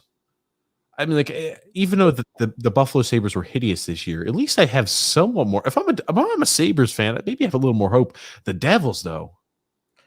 Well, think about it. They did something really good this year. They offloaded 2 pieces of garbage to us for a first and a 4th round draft pick. So that's a win for the Devils. Oh, goodness gracious. I'll tell you. It took a while there, though, for Pajot to gel. I'm just thinking to myself, I'm like, I want to go back to it. Pajot played well for the Islanders, but people forget. He didn't when he first came here. He was not a fit either. It could just be system. You have to subjugate your game to play here, and it wasn't until the playoffs after the break that he did a little something. He's been much better this year for certain, Pajot. Mm-hmm. And then Scott also saying there, if we advance, can we match up with the Canes, Panthers, or the Lightning? They're really good in that division. Those 3 teams are really good. The Hurricanes always give us trouble. And boy, oh boy, they were able to retool on the fly, weren't they? One of the youngest teams in the league. The Panthers are coached by probably the best coach in the league in Quenneville, and the Lightning are the Lightning. They're a tough match for anybody. They're a tough matchup for anybody who comes out of the division. If they have to play one of those 3 teams, they're going to have their hands full. Mike M there says, hello, my fellow Josh Bailey lovers. What a game he had. He didn't suck. Best game that he's played in quite a while. I'll say it again, if Josh Bailey plays like that on a consistent basis, you won't hear me rip him. Oh, goodness gracious. I was about to say, he had a good game. I expect to be shredding him come Saturday night, though. That's for certain. You expect some type of lackluster. First of all, this team's a little bit physical, so Oh, we'll see. Stop. Coach Tommy Baffy says, I've shipped a Josh Bailey to you, grumpy old man. Hey, I'd wear it. What the heck? Is it signed by Josh? Oh, geez. Maybe if it's signed by Josh. I mean, like, if it got a Seattle, I'd love to get Josh on the show, actually. Oh, I think it'd be great. Yeah, okay, Grump. Well, moving right along there. Michael M says, Tommy, talking to Coach Tommy Baffy, how does it feel knowing that you have more hair than TJ and Grumpy combined? That's not true, Michael. That is not true at all. Unless he's talking about, I don't know, maybe Tommy's got a hairy back and chest. I don't know about that, Grump. Maybe. But if he wants to know how much hair he's got on his chest and back, that's another question for Mike that I don't want to really ask. David D says they're the biggest disappointment so far is Kyle Palmieri. He needs to play on the top line. I mean, the whole thing is, why wouldn't you at least try him on the top line? I mean, that's my whole thing. Why not try him? See if there's a chemistry there. He's never gotten a shot. I mean, the first line's not working right now. And it's not because Anders Lee isn't there. It's just, I mean, you're playing with Leo Komarov or Zajac. I mean, it's like you're playing a 2-man line. If he's going to play right wing, I have no issue with him playing on the second line with Brock Nelson. I think that's good. I think it bodes there for success. I think, I thought Nelson had a few good chances. Palmieri looked good last night too. That being said, just really wonder what's going to happen. I wouldn't break up that third line after the production they had. Moving right along there, Tommy B also says, TJ, the Rangers are now going to use the Matt Martin sucks chant after the whistle for the next 50 years after last night. I 100% disagree. It's always going to be Potvin sucks, always. I mean, that was the year they really thought they had a chance to win the cup. And, well, they didn't. So, sorry. Michael M. also said he was getting in an argument there on Twitter. A guy saying Nick Leddy was having an A+ season. An A+ is Pelech and Pulak. Leddy has been good in burst, but some games, I mean, in every power play, he's lackluster.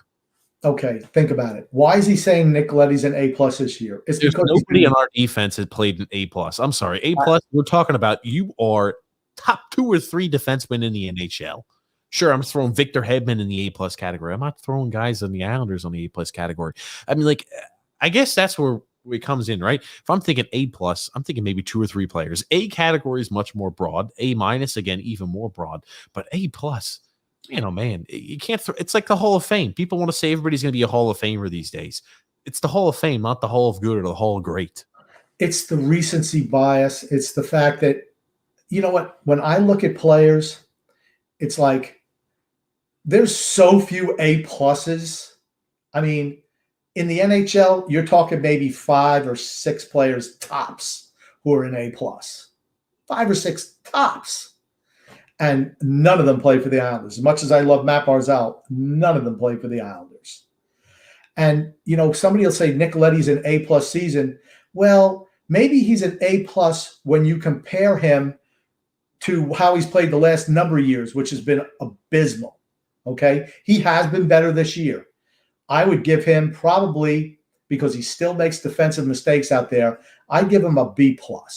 That's where I was going, because he's been much better distributing the puck and rushing the puck than he had in previous years, but he's still not great defensively, and he's still not a great match with Mayfield. So, but he has had a bounce back year. Pelech and Pulock, I don't think they've been as good as they were last year. I thought they were much better last year before Pelech got hurt. Much better. I would give them probably a B for Pelech and a B+ for Pulock, because I've seen Pelech get walked around numerous times this year, where Pulock, even though he couldn't put the puck in the ocean if you stand on a pier, he's been really, really solid defensively for the most part. And, but here's the thing. As defensemen in a defense-oriented system, they've been fine this year. Yeah. Brian J says the Islanders do not have very good prospect talent. No, most certainly. That is, that's the biggest portion and hole left open there for him. Mike M also says 4 out of 6 games this season, we've held Panarin pointless. Our defensive core is top 5, even Mayfield. And it's a system thing.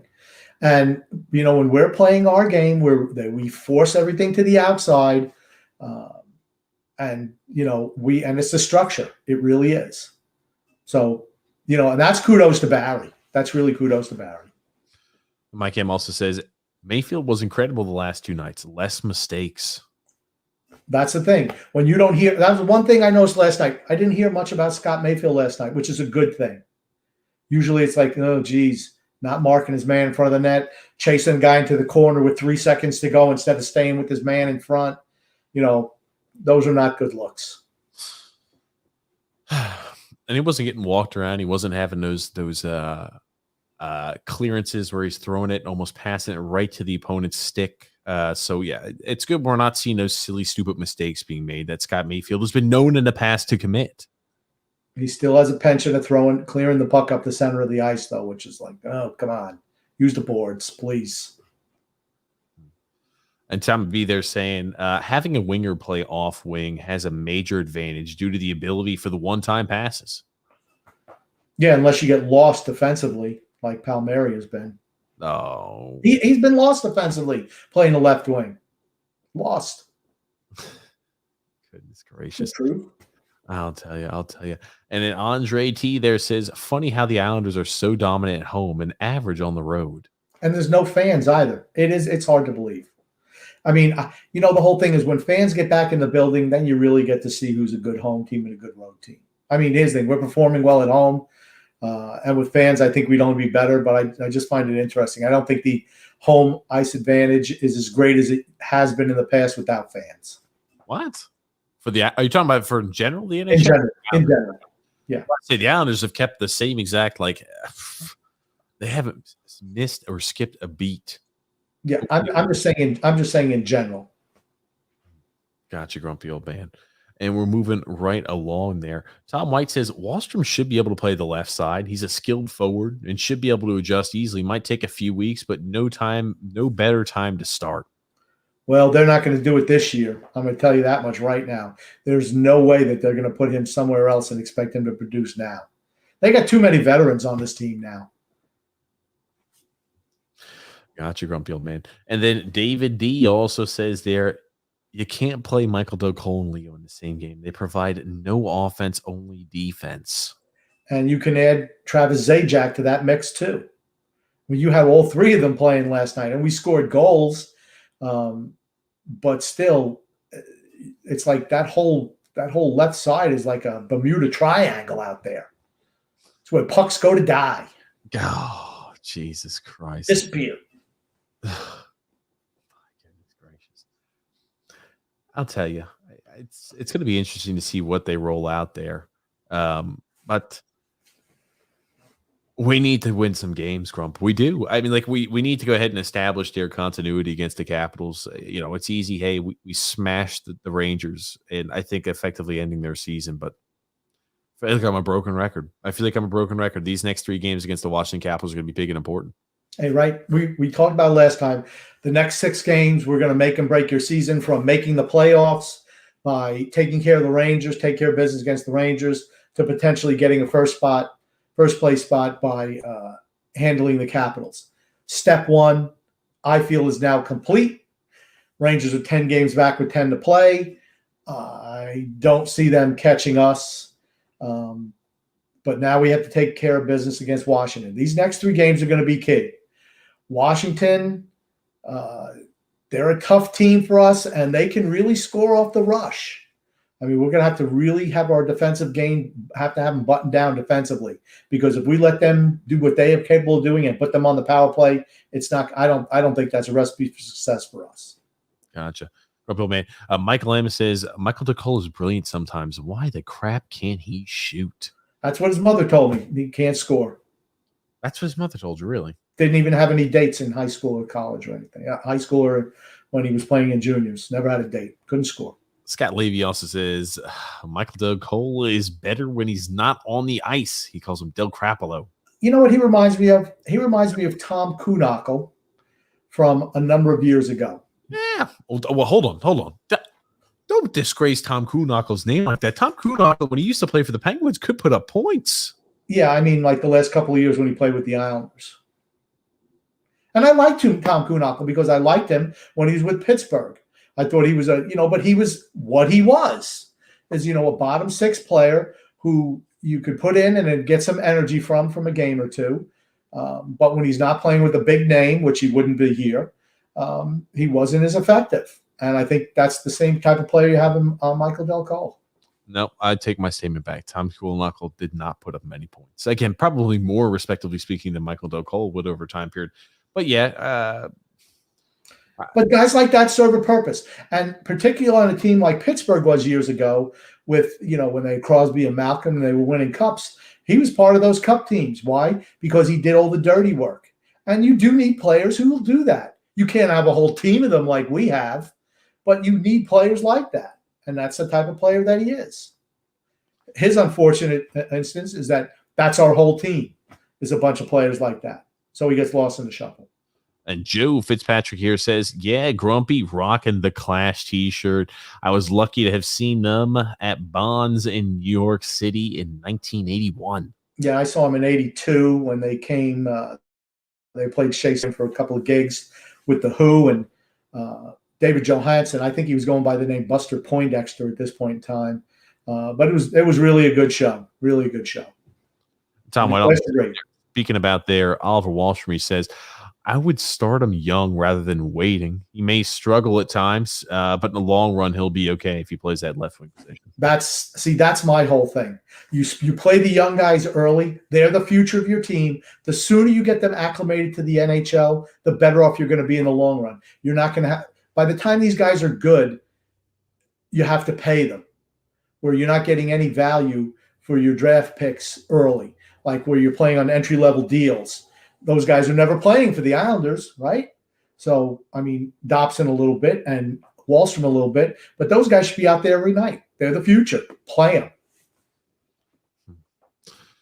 I don't disagree, Grump. I don't. I mean, it feels like sometimes the same song and dance, because it is to a certain extent. I mean, like that. The Islanders do need to integrate the young guys. I don't think Oliver Wahlstrom is the last time we see him in the lineup here.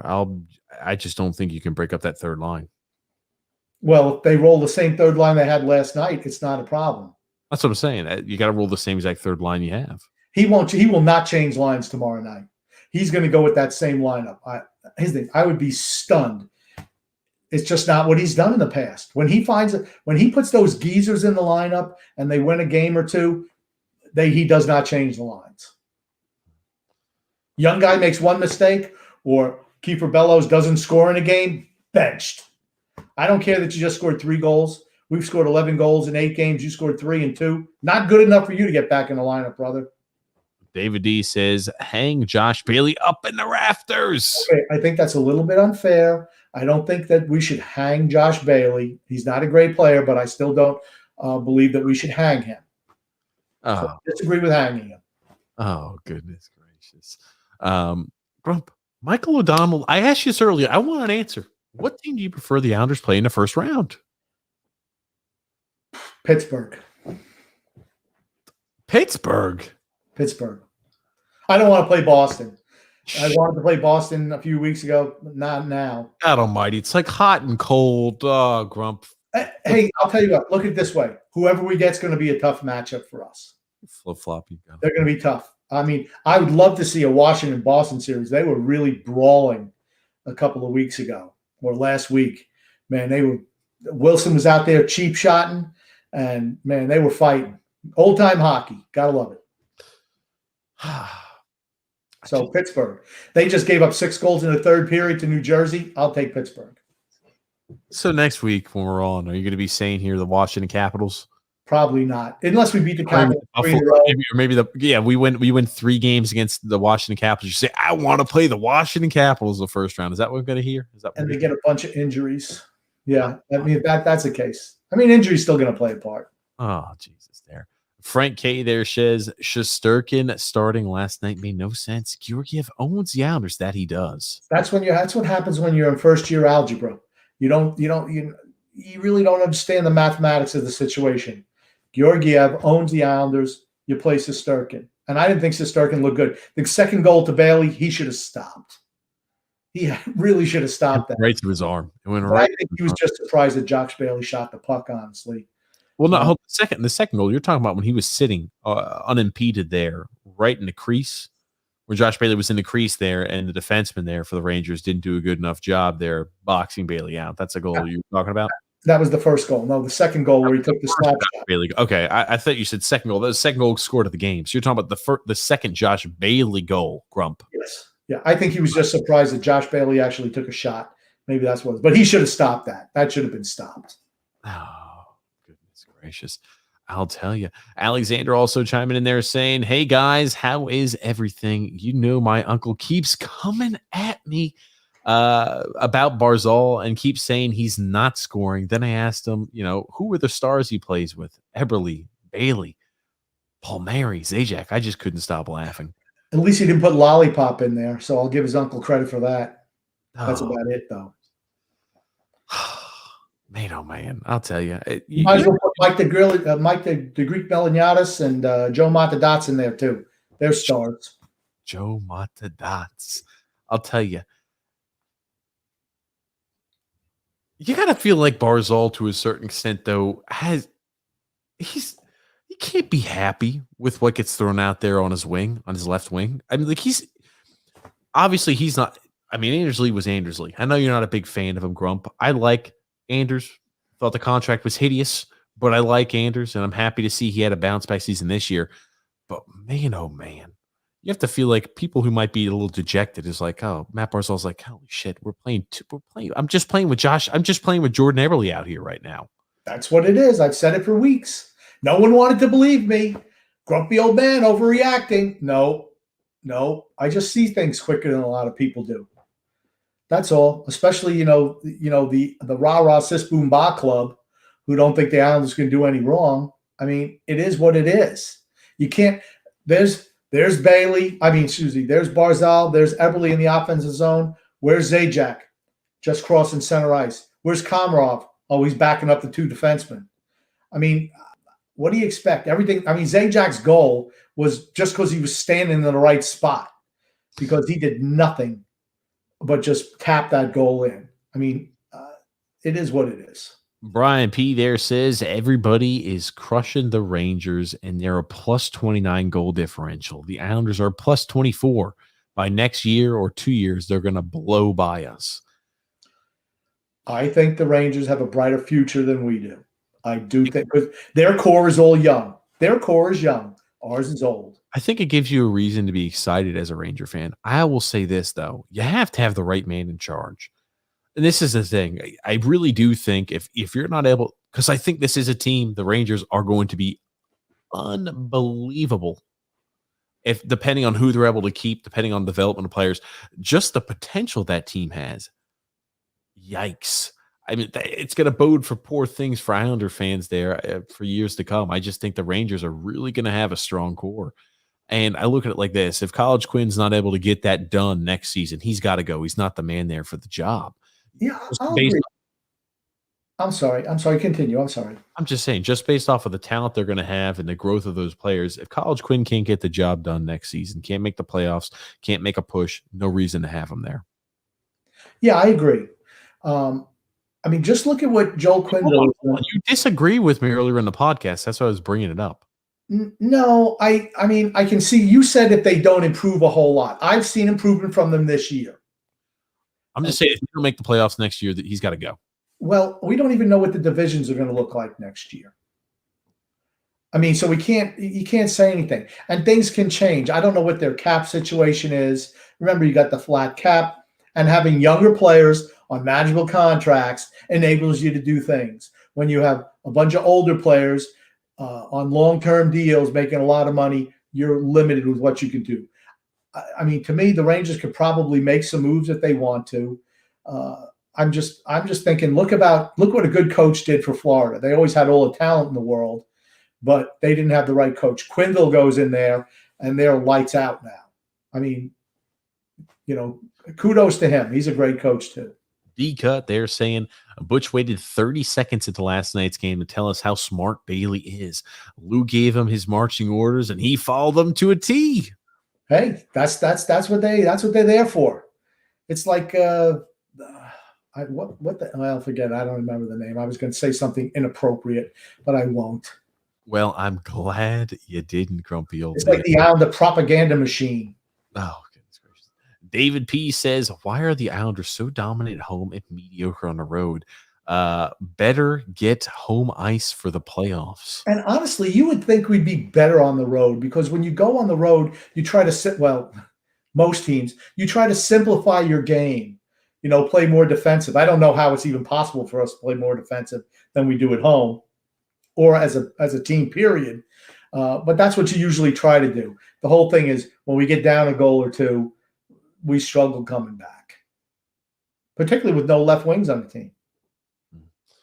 David D there says, if we are in win now mode, why not get a goal scoring forward, one that's between age 27 and 28? Let's be realistic.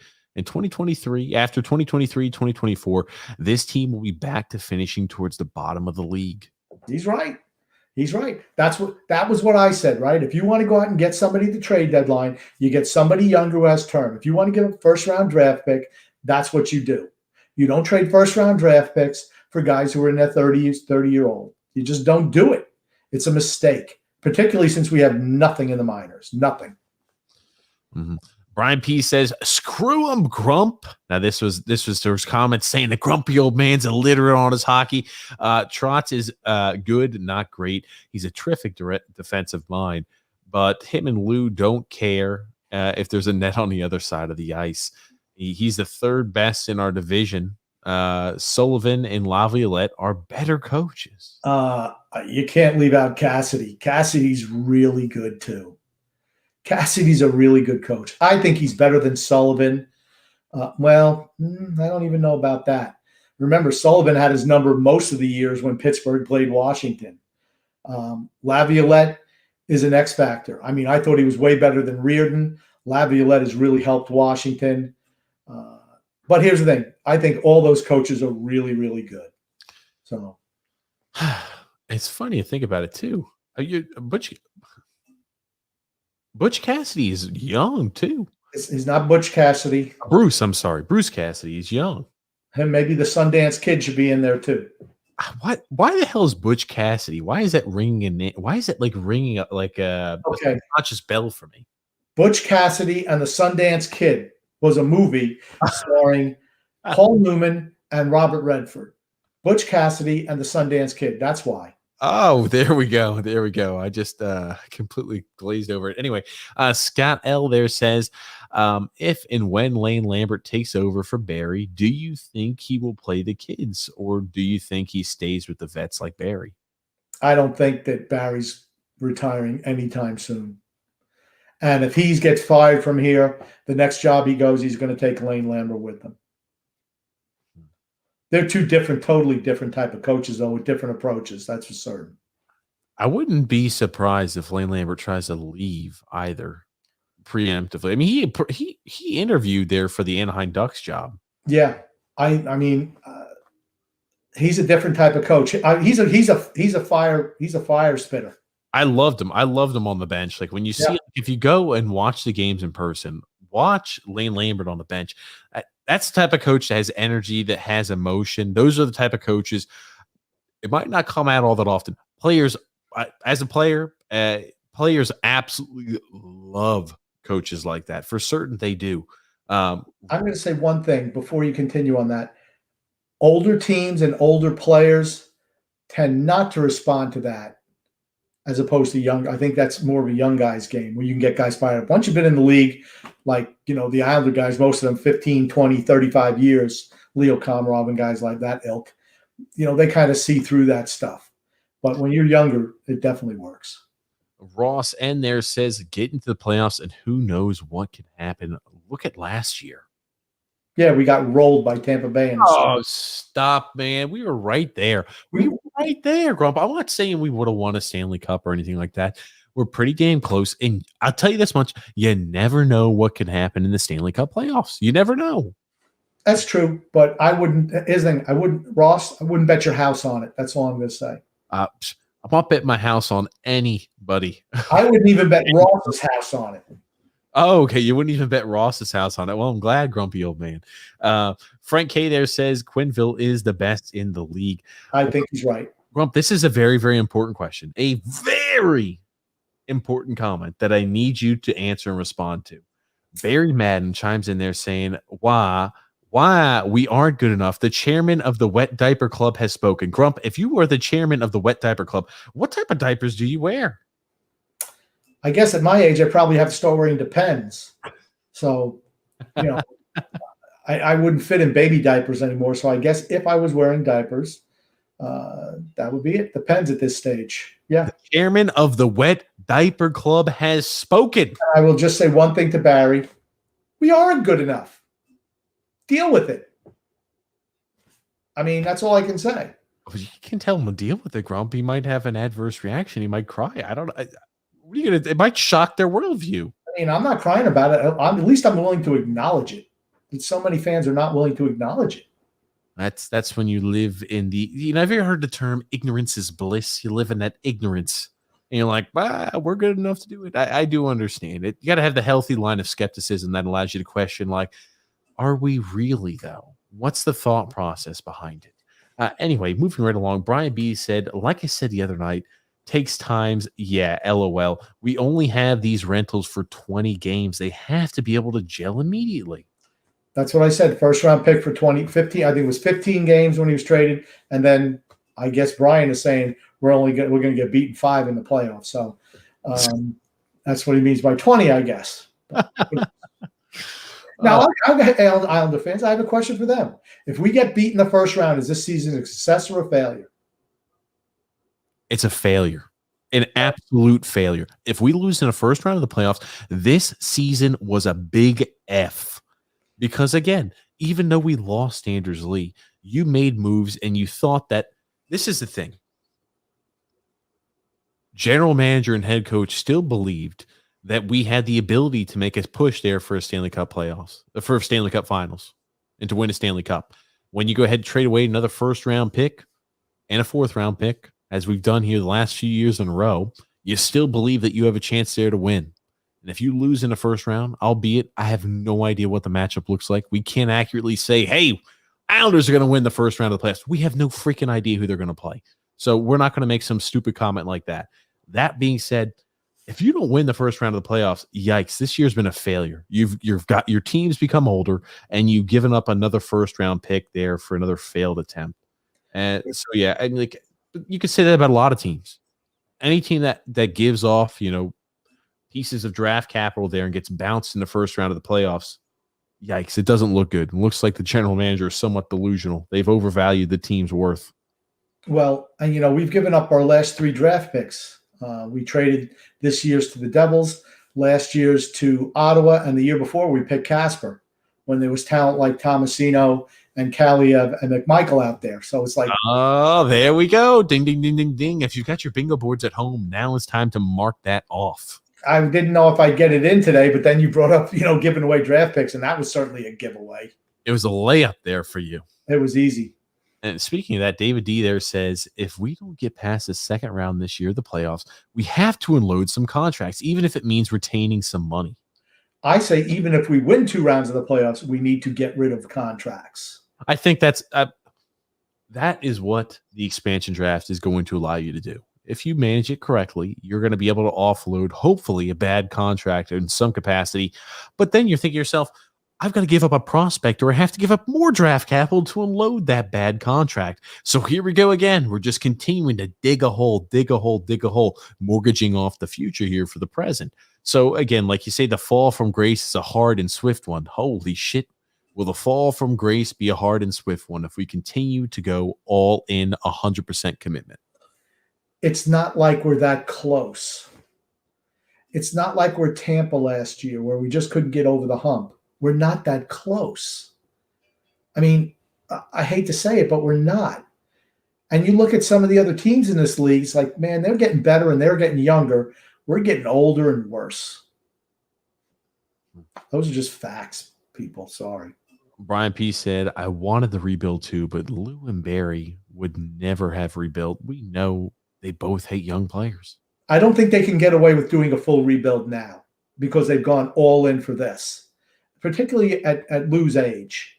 You could have done it when you first came in. The fan base would have bought into it because of the cachet, once again, I said, that Lou has as a GM around the league. Yes, you could have. We could have signed Mitch Marner to an offer sheet.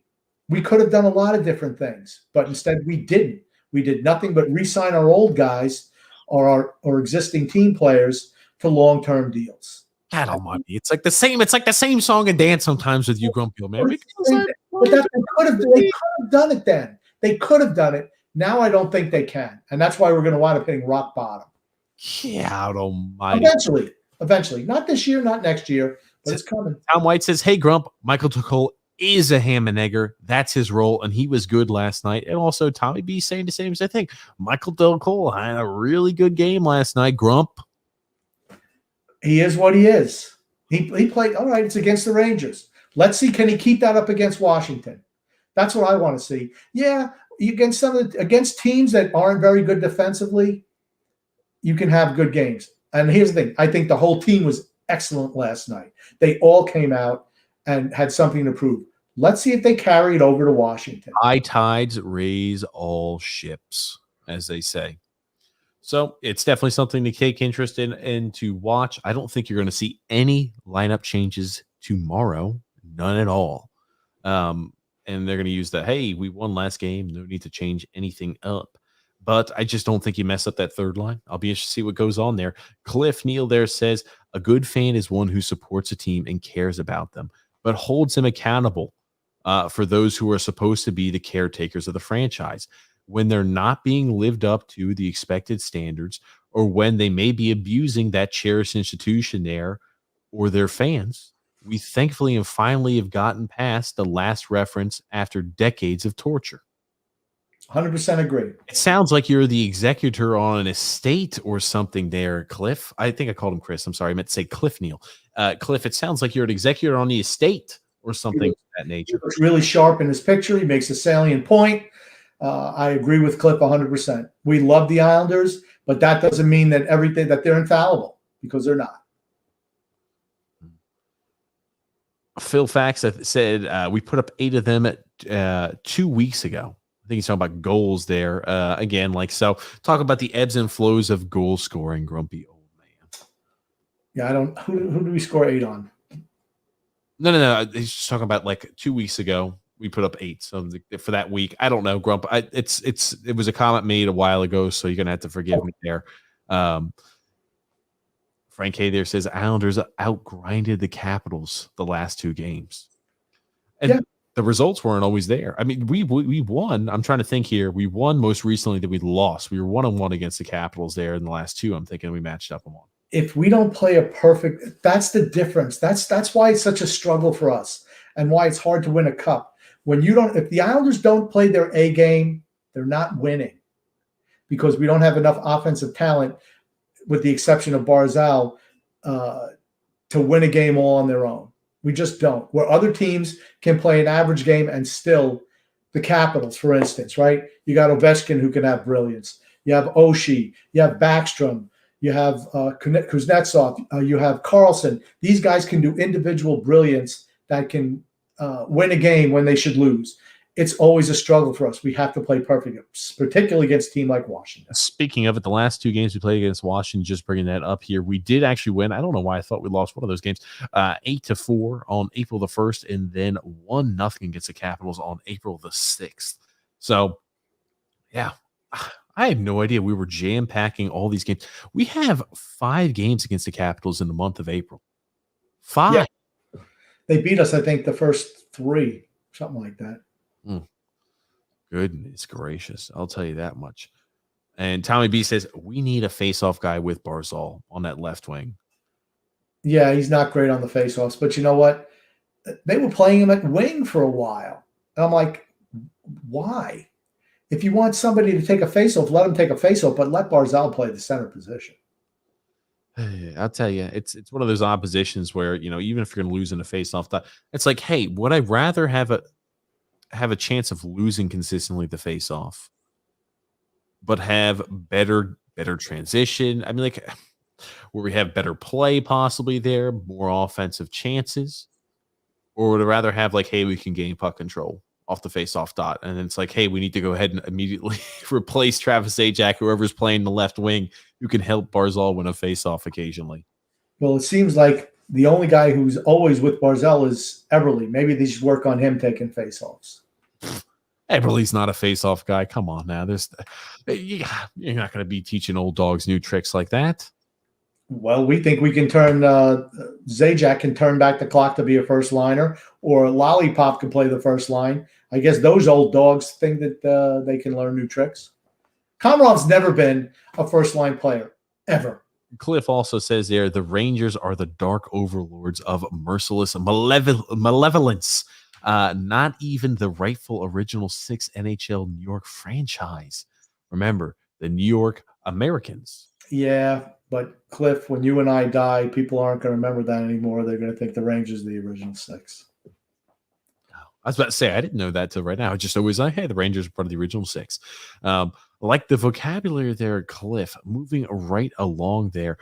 David C. there says, if Lou knew how to draft, we would have got one of the 3 amigos to look forward to seeing, not the ghost Casper. That's right. See, D-Cut, I'm glad you brought up. See, he brought it up just to make sure that I would talk about it today, but I beat him the punch. Brett James there says, I like Letty, not an A+, more like a B+. Right. Yeah, I was going to say, I always wonder when people go ahead and give these huge ratings to the players that are on their team. It either means one or two things. They go ahead and value A+ like they give them out like candy, like you're in grade school. Like, hey, you filled out that correctly. You put your name on a paper, A+. Or they value the players on your team too high. I mean, I much more strict and stringent with the grades and values we give out there. Again, that's why I think a lot of people, grumpy old man, you get I'm trying to say this nicely to you, Grump. You go ahead and rag on a lot of players. You do, despite, the sum being extremely successful here for the Islanders. And it's because you look at other players and you're like, hey, you want everybody to be like, why is our first line not consist of a Kuznetsov, a Stamkos, things like that, a Braden Point? That's where I think everything comes from for you, Grump.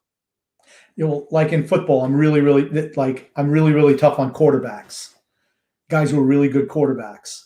And it's the same thing in hockey. It just, to get an A+, man, you have to be something special. And Nick Leddy is not something special. Ross N there says, so who are the notable exposures in the expansion draft this summer? Who knows yet? I would hope they would expose everyone who's making $5 million or more. None of the young guys. I would not expose any of the young players. And I'll tell you what, I'm back to leaning on not exposing Scott Mayfield again, because his contract is so cheap that if I was the Kraken, that would be the guy that I would pick up. If they expose Scott Mayfield, he'd be the guy I'd pick up. We've got a comment here from our boy, Jerry Springer. He says, number one, he wants to compliment you there on the Clash shirt. He really likes punk. That's his favorite punk group. He also says, why do players like Barry Trotz and other people who analyze hockey say things like, this player might not be the sexiest player? Why do they use the word sexy to describe hockey? Like, WTF, this is not Hooters. Well, they use sexy in the context of exciting to watch. Exciting. So, yeah. You know what else? Why they say that? Because those players usually suck. So that's why they say it. Okay, let me ask you a question. If you went up to and you say, hey, I want to pay my money and I want to watch Matt Barzal play, or hey, I want to pay my money and I want to watch Lollipop play, how many people you think are going to say, I want to see Matt Barzal play? Does Matt Barzal put butts in the seats, or does Leo Komarov? For certain. For certain, Matt Barzal. Again, it's the same exact thing. Like, hey, offense in all sports makes people go, wow, that's fun to watch. It's hard. You have to appreciate the game a lot more to appreciate the defensive aspect. I'm going to tell you, on the Islanders, there's maybe 3 players that I would pay money to see. 3 on the whole team. Really? Mm-hmm. 3. Maybe 3. And 1 because I have a bias towards it. Can you guess? The 3 players that you'd like to see here on this team? No, 3 guys that I would pay money to see. I want to just watch those guys play. There's 3. On our team? Yes. Matt 3. Barzal. Matt Barzal, yes. I'm going to say Oliver Wahlstrom. No. Jean-Gabriel Pageau. No. Shit, maybe I don't know you. Maybe I don't Noah know Dobson. Noah Dobson, because I love the way he plays defense. Okay. And Ilya Sorokin. Those are the 3 guys. And I have a bias towards Dobson. Fair enough. Fair enough, grumpy old man. Tommy B also says multiple aspects affect playing on the road: the ice, the boards, the last change rule, and of course familiarity. For certain, and I'll tell you, it's odd though, especially when playoffs come around. I mean, like all those players, the adrenaline, you can't deny the adrenaline that's just absolutely pumping when you've got a stadium, an arena full of people just cheering you on. I know that hasn't been the case here for as of recent, but that definitely does change atmospheres too. And yeah, I mean, these, we'll see. It's interesting. I think, in players, it's funny. I heard something last week. Who was the guy who used to play for us? I got his name wrong all the time. Chris Wagner. Chris Wagner. You always called him something else. Now that he's gone, of course, you remember his name. And someone asked, he plays for the Bruins. He plays for the Bruins, and someone asked him a question: do you like playing the same teams all the time? And he said, no, none of the players do. Really?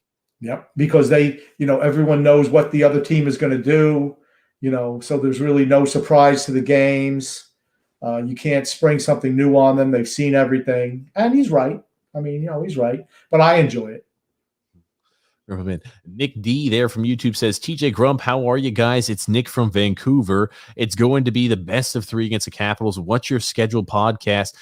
We are going to be, since we play on Saturday, it's on Saturday, the Islanders play the Capitals. Saturday at 6. So we're going to go live Saturday after the Capitals game, after the Islanders Capitals game. Grump, I know you've got an ear-to-ear smile. Tell me more. I do, because it's not a Sunday night. I'd much rather do a Saturday night. Yes. Like hockey night in Canada with TJ and the grumpy old man. Yeah, so we've got that. And also, next Wednesday, we're not going to have a podcast. It's going to be next Tuesday post game.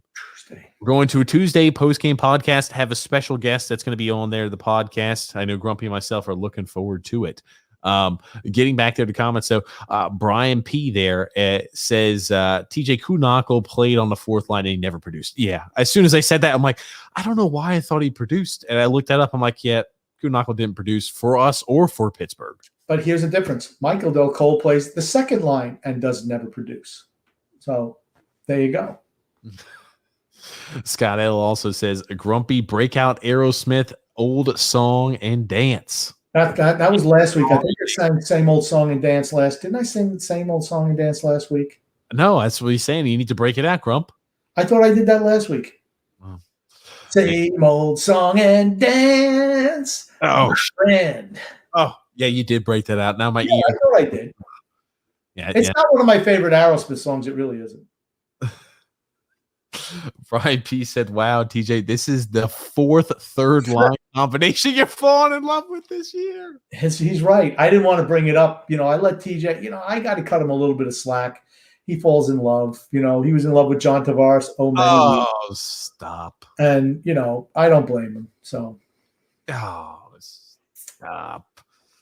Yeah, that's a good point there, Brian B. This is, I guess, the fourth time I've fallen in love there with a different line combination there on the third line. I don't know. Anytime the third line does something spectacular and has one of these outbursts, I'm just like, holy shit, if we can have this consistently from our third line, we would be dangerous. Yeah.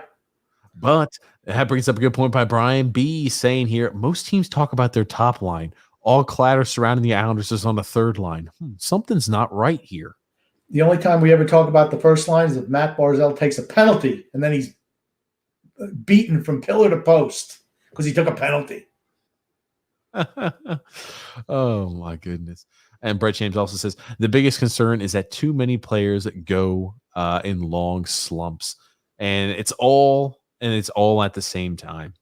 Yeah, my concern is the biggest problem is we don't have a whole lot of talent. So if guys aren't, it's not like anyone underachieves on this team. I think Pajot has overachieved this year. I think Anders Lee, when he was healthy, was overachieving this year. Brock Nelson, I think, has overachieved a little bit this year. They are what they are. It's funny to think like Brock Nelson's made a complete U-turn as to compare to what we saw at the beginning of the season. Man, oh man, were they? Yeah, he's been much better at the beginning. But that was because Beauvillier wasn't playing well. Beauvillier drives that line. And Tom White there says, as Bruce was saying, Bailey's a point producer. Whether it's a primary or secondary assist, he's involved with the production of the goal. He's streaky, but at least he's productive. I don't think he's streaky. If you score, the only time you scored 2 goals in a game is 2 years ago. That's not streaky. If that's a streak, it's a streak of ineptitude. It's certainly not a streak of success. I just, like I said, he's a good third line player. That's where he should be.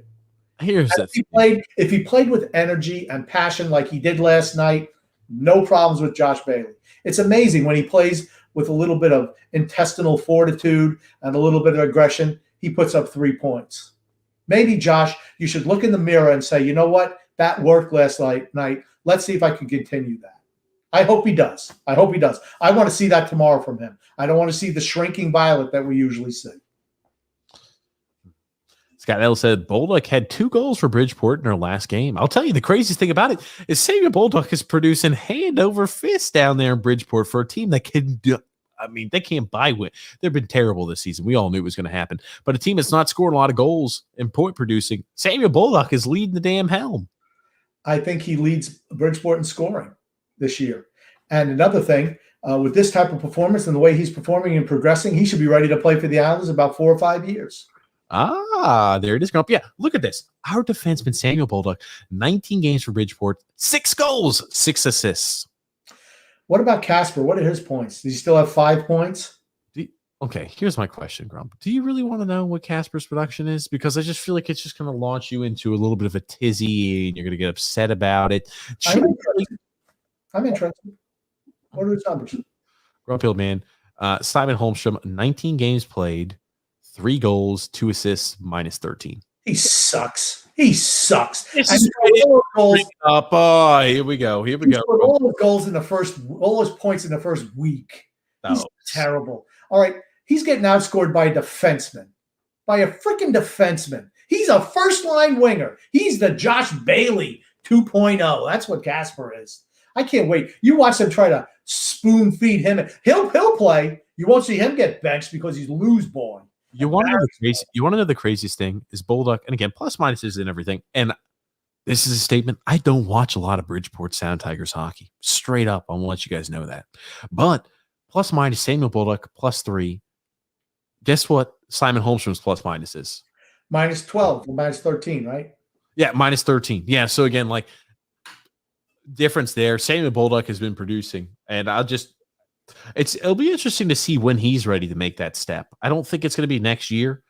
The only reason being is just because they didn't really get a lot of games to play here in Bridgeport this season. I think that even if he comes out there and he has a killer last few games there for the Sound Tigers, because I think they have 5 games left remaining in the season, played 19, they have 24 this year.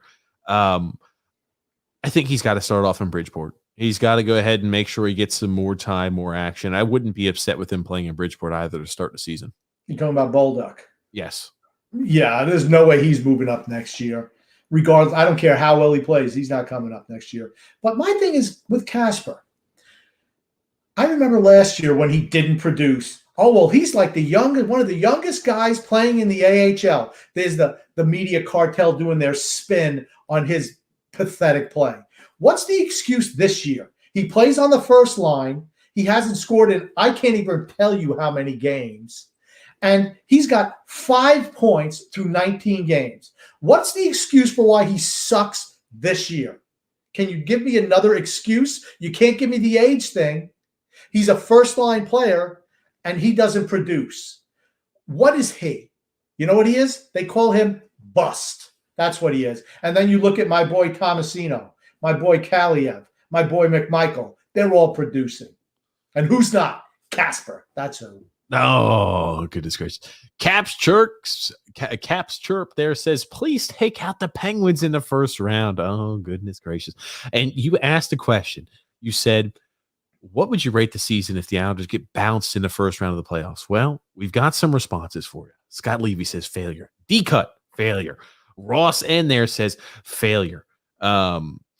David D says totally a failure. Tommy B says lose in the open round. It is a disappointment. Win around, you can accept this season in such a tough division. So again, unanimously, yeah, pretty much there. Failure. Oh, yep. Also there, Matthew S says it would be a failure. The question was failure or success. Tommy Baffy looks like he wants to ride the fence. He wants to play the TJ ride the fence role for this. If you don't win around in the Stanley Cup playoffs, it's a failure. And it's an even bigger failure when your team is older and is all in. It's a really big failure. So, yep, Grumpy, we aren't that close, but we have a shot, and we won't have a shot for the next 5 years. But he's not that far off, with the reason being over a full 82-game season. Think about the injury. We've had a few injuries this year, but really only one season ender for average. But other than that, guys have been in and out, but we just don't produce. We've known this for years. And the whole thing is, if you play an 82-game season, what's going to happen? The older guys are going to get injured more. You get injured more when you get older, just not as resilient. So last year I thought was a great chance because we came right off of the hiatus and we were hot as a firecracker. This year, let's see. It's only 56-game season. Let's see when we play 82. What's that going to be like? Well, when you talk about your guys like Connor McMichael, Kaliev, and Philip Tomasino, we'll just give you guys an update for those who would listen from home and listen to the live stream again, in case you haven't been keeping track there of the production of those players there on other minor league other minor league systems. Connor McMichael, 22 games played, grumpy old man, 8 goals, 5 assists, 13 points. Philip Tomasino selected right after the Islanders pick. That's the guy I wanted. Do you remember? Grump, I would have been fine with Tomasino, McMichael, or Kaliev. As we've said multiple times before, Philip Tomasino, 18 games played, 7 goals, 13 assists, 20 points in 18 games. More than a point a game clip. Pretty That's impressive. like Matt Barzal. No way they picking him. Arthur Kaliev there. 30 games played, 8 goals, 11 assists, and 19 points. Here's the thing. It's going to be interesting to see those guys because I think they will be point producers long term. They've been impressive. And again, I'll say, let's also cut Simon Holmstrom a little bit of slack. I'm saying a little bit, Grump, a little bit. Don't implode. I don't want to see your laptop or your video feed go completely blank because you've blown your computer in half. The Bridgeport Sound Tigers really don't have a lot around them, and you got to feel for those guys down there. You got to feel a little bit there. You got to feel a little bit for Holmstrom. You got to feel a little bit there also. Man, I'm blanking on his name. It looks like Samuel Bolduc knows what he's doing. All I'm going to say is this. You could triple Casper's production, and he's still not as good as any one of those guys. Triple it, and he's still not as good. Triple it, not as good. Koivula. That's the name I was looking for. You got to feel a little bit, though, for Holmstrom and Koivula. I mean, like the Bridgeport roster just isn't stout. Do you let Casey go let him walk at the end of the season and let Koivula play that role? Or do you try to re-sign him or Zajac? Tommy said it too. Or maybe you go ahead and try to do Zajac for a year. Why? Unless it's vet minimum. I mean, but why? How many old guys do we need on this team? Play the young guys. Simon's not ready. Holmstrom's not ready to come up. He's not ready to come up. The way he plays, he's what, 15, 16 years away? I don't know. Goodness gracious there. Brian P. also says, completely agree. Grump, Tampa absolutely dominated us. The overtime game, we won. They doubled us in shot attempts and had 30 more shots. Game 6, halfway through Tampa, was 27-6 in shot advantage. The score was 1-1. Yes, think about games to none. Think about guys. I'm sorry. Go ahead. 4 games to none in the games that Braden Point played, and they outscored us 14-4 with no Stamkos. We're not close. Yeah, not even close. I mean, I forgot Point was out a lot, and there was somebody else was out a lot. They were playing like 3 forward short and still dominated us. I mean, it's just better than we are. I mean, there's no shame in that. But to think that we would beat a team like that is just delusional, as far as I'm concerned. Delusional. Frank Hay there said the Islanders won 8-4 against the Capitals there. So you talk about the last 8 game or the last time they scored 8 goals there, Grumpy Old Man. They did score 8 goals against the Washington Capitals here. We got another caller real quick here. From the landline. This is TJ and the Grumpy Old Man. Is this Lou from the landline? Did I hear that? Lou Lamoriello? It's Lou from the landline. Yes, I'm here for you. All right, Lou. We don't want to burn you out with a whole bunch of questions, but I do have one, Lou. When you see the lack of production by Casper Holmstrom, do you regret not drafting Philip Tomasino or Connor McMichael or Alexander Kaliev? Do you regret that? Yeah, no regrets, Grump. No regrets. You just wait for this guy, Simon Holmstrom, to pan out. You just wait. He'll be a phenomenon, just like your friend Joshua Bailey. How long do you think he does look like Josh Bailey? I mean, when was the last time that he scored? I can't even remember the last time that I was joking when I said he had 5 points, honestly. And I was shocked. I think 2 weeks ago or 3 weeks ago, he had 5 points as well. So I'm just kind of surprised. So you feel that he's going to progress like Josh Bailey, like I predicted already. Is that correct? His production is all around. He's a smart player. You just watch, Grump. You just watch. Give him some time. He'll produce. So that's what we're going to hear on the telecast is how smart he is. Not how good he is or how he produces, but just that he's smart. I agree with you, Grump. He's a smart guy, smart player. All right. Yeah. I've got to ask. I got one more question here for you, Lou. Now, yes, TJ. Long term, do you see? I mean, have you and Barry been talking long term? I mean, is Oliver Wahlstrom going to play? Are we going to continue to roll out here with Michael Del Cole and Travis Zajac on the left wing positions? Are we going to see Oliver Wahlstrom back in the lineup here? Okay, I run this organization with plans. It's like an army, okay? And I'm the general. And I give orders to my colonel, Colonel Trot. We have a captain. We have first lieutenants and second lieutenants. That's the plan. You just wait for Mr. Wallstrom. He gives him time as well.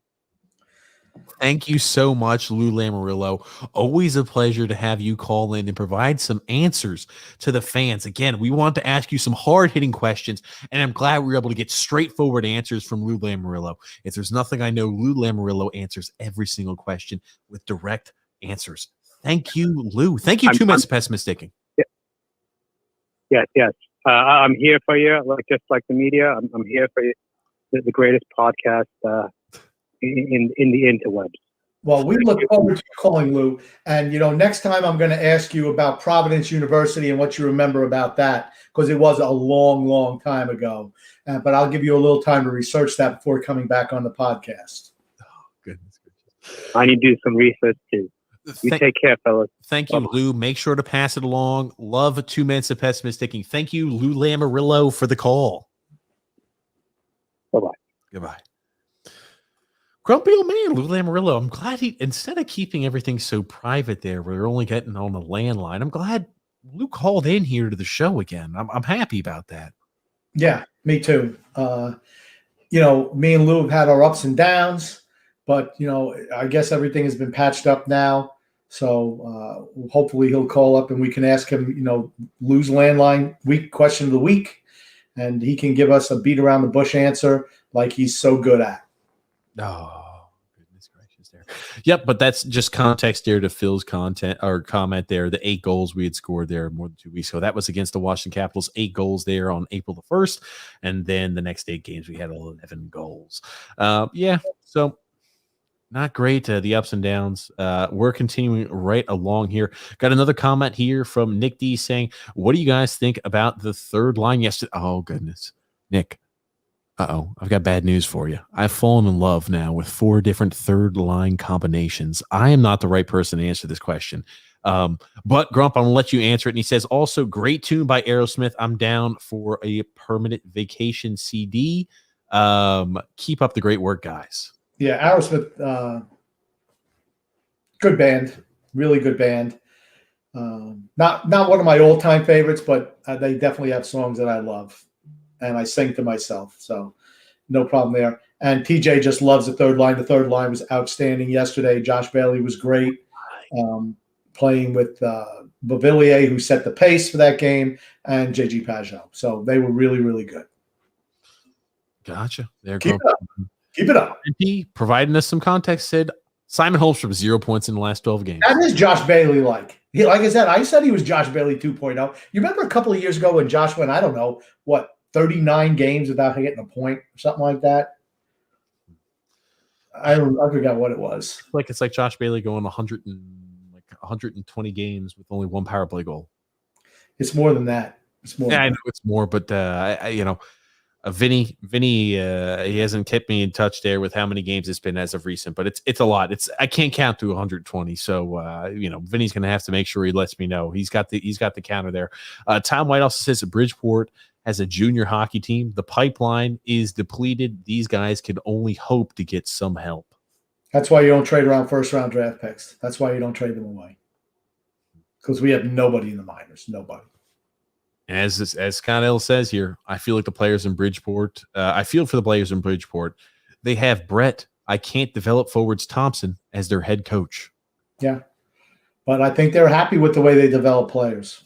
You know what? I'm going to paint you a picture because we're coming towards the end of the podcast. I'm going to paint you a picture. In this, I'm going to paint it like Bob Ross would. It's going to be a beautiful picture, Grumpy Old Man. He's dead. You're going to love this picture. You're going to love this picture, Grump. Grump, you're going to love this picture. I guarantee it. Now, what's going to happen is as Lou Lamoriello, he's still doing an excellent job as general manager. But he's got maybe 2 or 3 years left. And he's thinking to himself, I want to retire. I want to settle down. I don't need the stresses. I don't need people like TJ and the Grumpy Old Man to be harassing me in the small sphere that they have. We don't need things like that. So he retires. And Barry Trotz retires in the same token. But we have a savior, a new savior, Chris Lamarillo, coming from the Bridgeport Sound Tigers to go ahead and bring the Islanders maybe their third Stanley Cup in a row by this time period. And he's going to go ahead and make sure he promotes Brett Thompson as head coach. And all I've got to say is, Grump, I know the day that happens, you will be overwhelmed and excited. You'll be elated. It'll probably be after being blackout drunk, waking up if that actually happened. Grump, if that happens, I'm not sure. I don't know if you're going to be able to make it to a podcast if something like that were to happen. You might have died due to a heart attack. I don't have to worry. It's not happening. It's not happening. I'm sorry. It's not happening. I don't know. We'll have to make sure we ask Lou the next time he's on. What it would certainly be in a dream. It would certainly be in a dream. Darren Z says, if Nelson buries the overtime shorthanded breakaway in Game 6, do they win Game 7 against the Lightning? No. And actually, I want to change my answer from with the Brett Thompson question. It would have to be an LSD trip if he was the coach and Lamarillo Jr. was the GM. You'd be tripping. But in answer to Darren's question, no. Oh, there we go. Brian P says Koivula was playing great hockey in Finland Pro Leagues. He looks depressed playing in Bridgeport. That's where all forwards go to die. Sad but true. M.A. Saint says Calvin DeHaan sucks. Oh, I'm not sure where this came from. I don't think we've mentioned a Calvin DeHaan in eons. What's the difference? He does suck. Like, what? Okay, injuries really hurt his career. Come on, we could be. He was hurt before he started. He was hurt before he had an injury history before he was the first round draft pick. In juniors, he had an injury history. That's right. He was always hurt. You know who else has always been hurt? Casper. You want to know the only reason why he's not been hurt this year? Because he's so nondescript out there, nobody even checks him. Oh, skate around. He's not going to put any points up. My expectation is Trotz will sign a 2-year extension following the first year at UBS. I don't see him going anywhere. Chris Lamarillo could step in. Grump? No. You got to get a real GM. You know what? I hope the next GM comes in and says, you know what? We want to put an exciting product on the ice. Barry. Okay, exciting products are fun. The most important thing is winning hockey games, though. I don't care how they're doing it. I just like them winning. People want to be entertained, too. They do. I get entertained by our team winning. There's multiple ways to skin a cat, Grump. Well, we're at 2 hours and 30 minutes. Is there anything else you want to say before we wrap things up? I just want to say love and laughter to everybody who listened and even those who don't. From TJ and the Grumpy Old Man. Oh, that's right. I forgot you said you're going to say that at the end, everyone. I like that, Grumpy. Thank you, Grumpy Old Man. I do appreciate it. And thank you, everybody who listened here to the live stream and podcast. Grump and I really do appreciate that. We'll be live here Saturday post Islanders game against the Washington Capitals. Hopefully, after the Islanders had then have won 2 games against the Washington Capitals and are building themselves a little bit of a win streak. But ta-ta for now. Thank you, Grumpy. My pleasure as always.